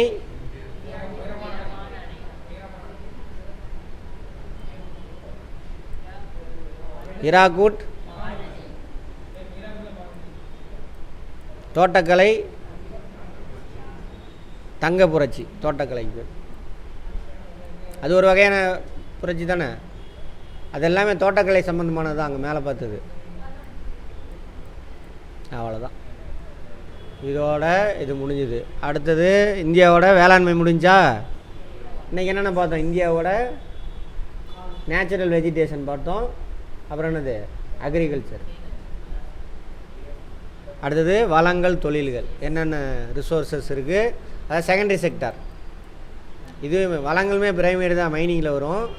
ப்ளஸ்ஸு செகண்டரி செக்டார், 2ஆம் நிலை தொழில். என்னென்ன கனிம வளம் எங்கெங்கே கிடைக்கிது, நம்பர் 1 யார், நம்பர் 2 யார். நம்பர் 1 அந்த மட்டும் பார்த்துக்கிட்டாவே போதும். எல்லாத்துலேயும் 2லாம் கூட தேவையில்லை. ஆற்றல் வளம், மின்சாரம் இருக்குல்ல. அப்புறம் தொழில்கள், என்னென்ன தொழில் இருக்குது நாளைக்கு பார்ப்போம். நாளைக்கு கிளாஸ் வச்சுக்கலாமா?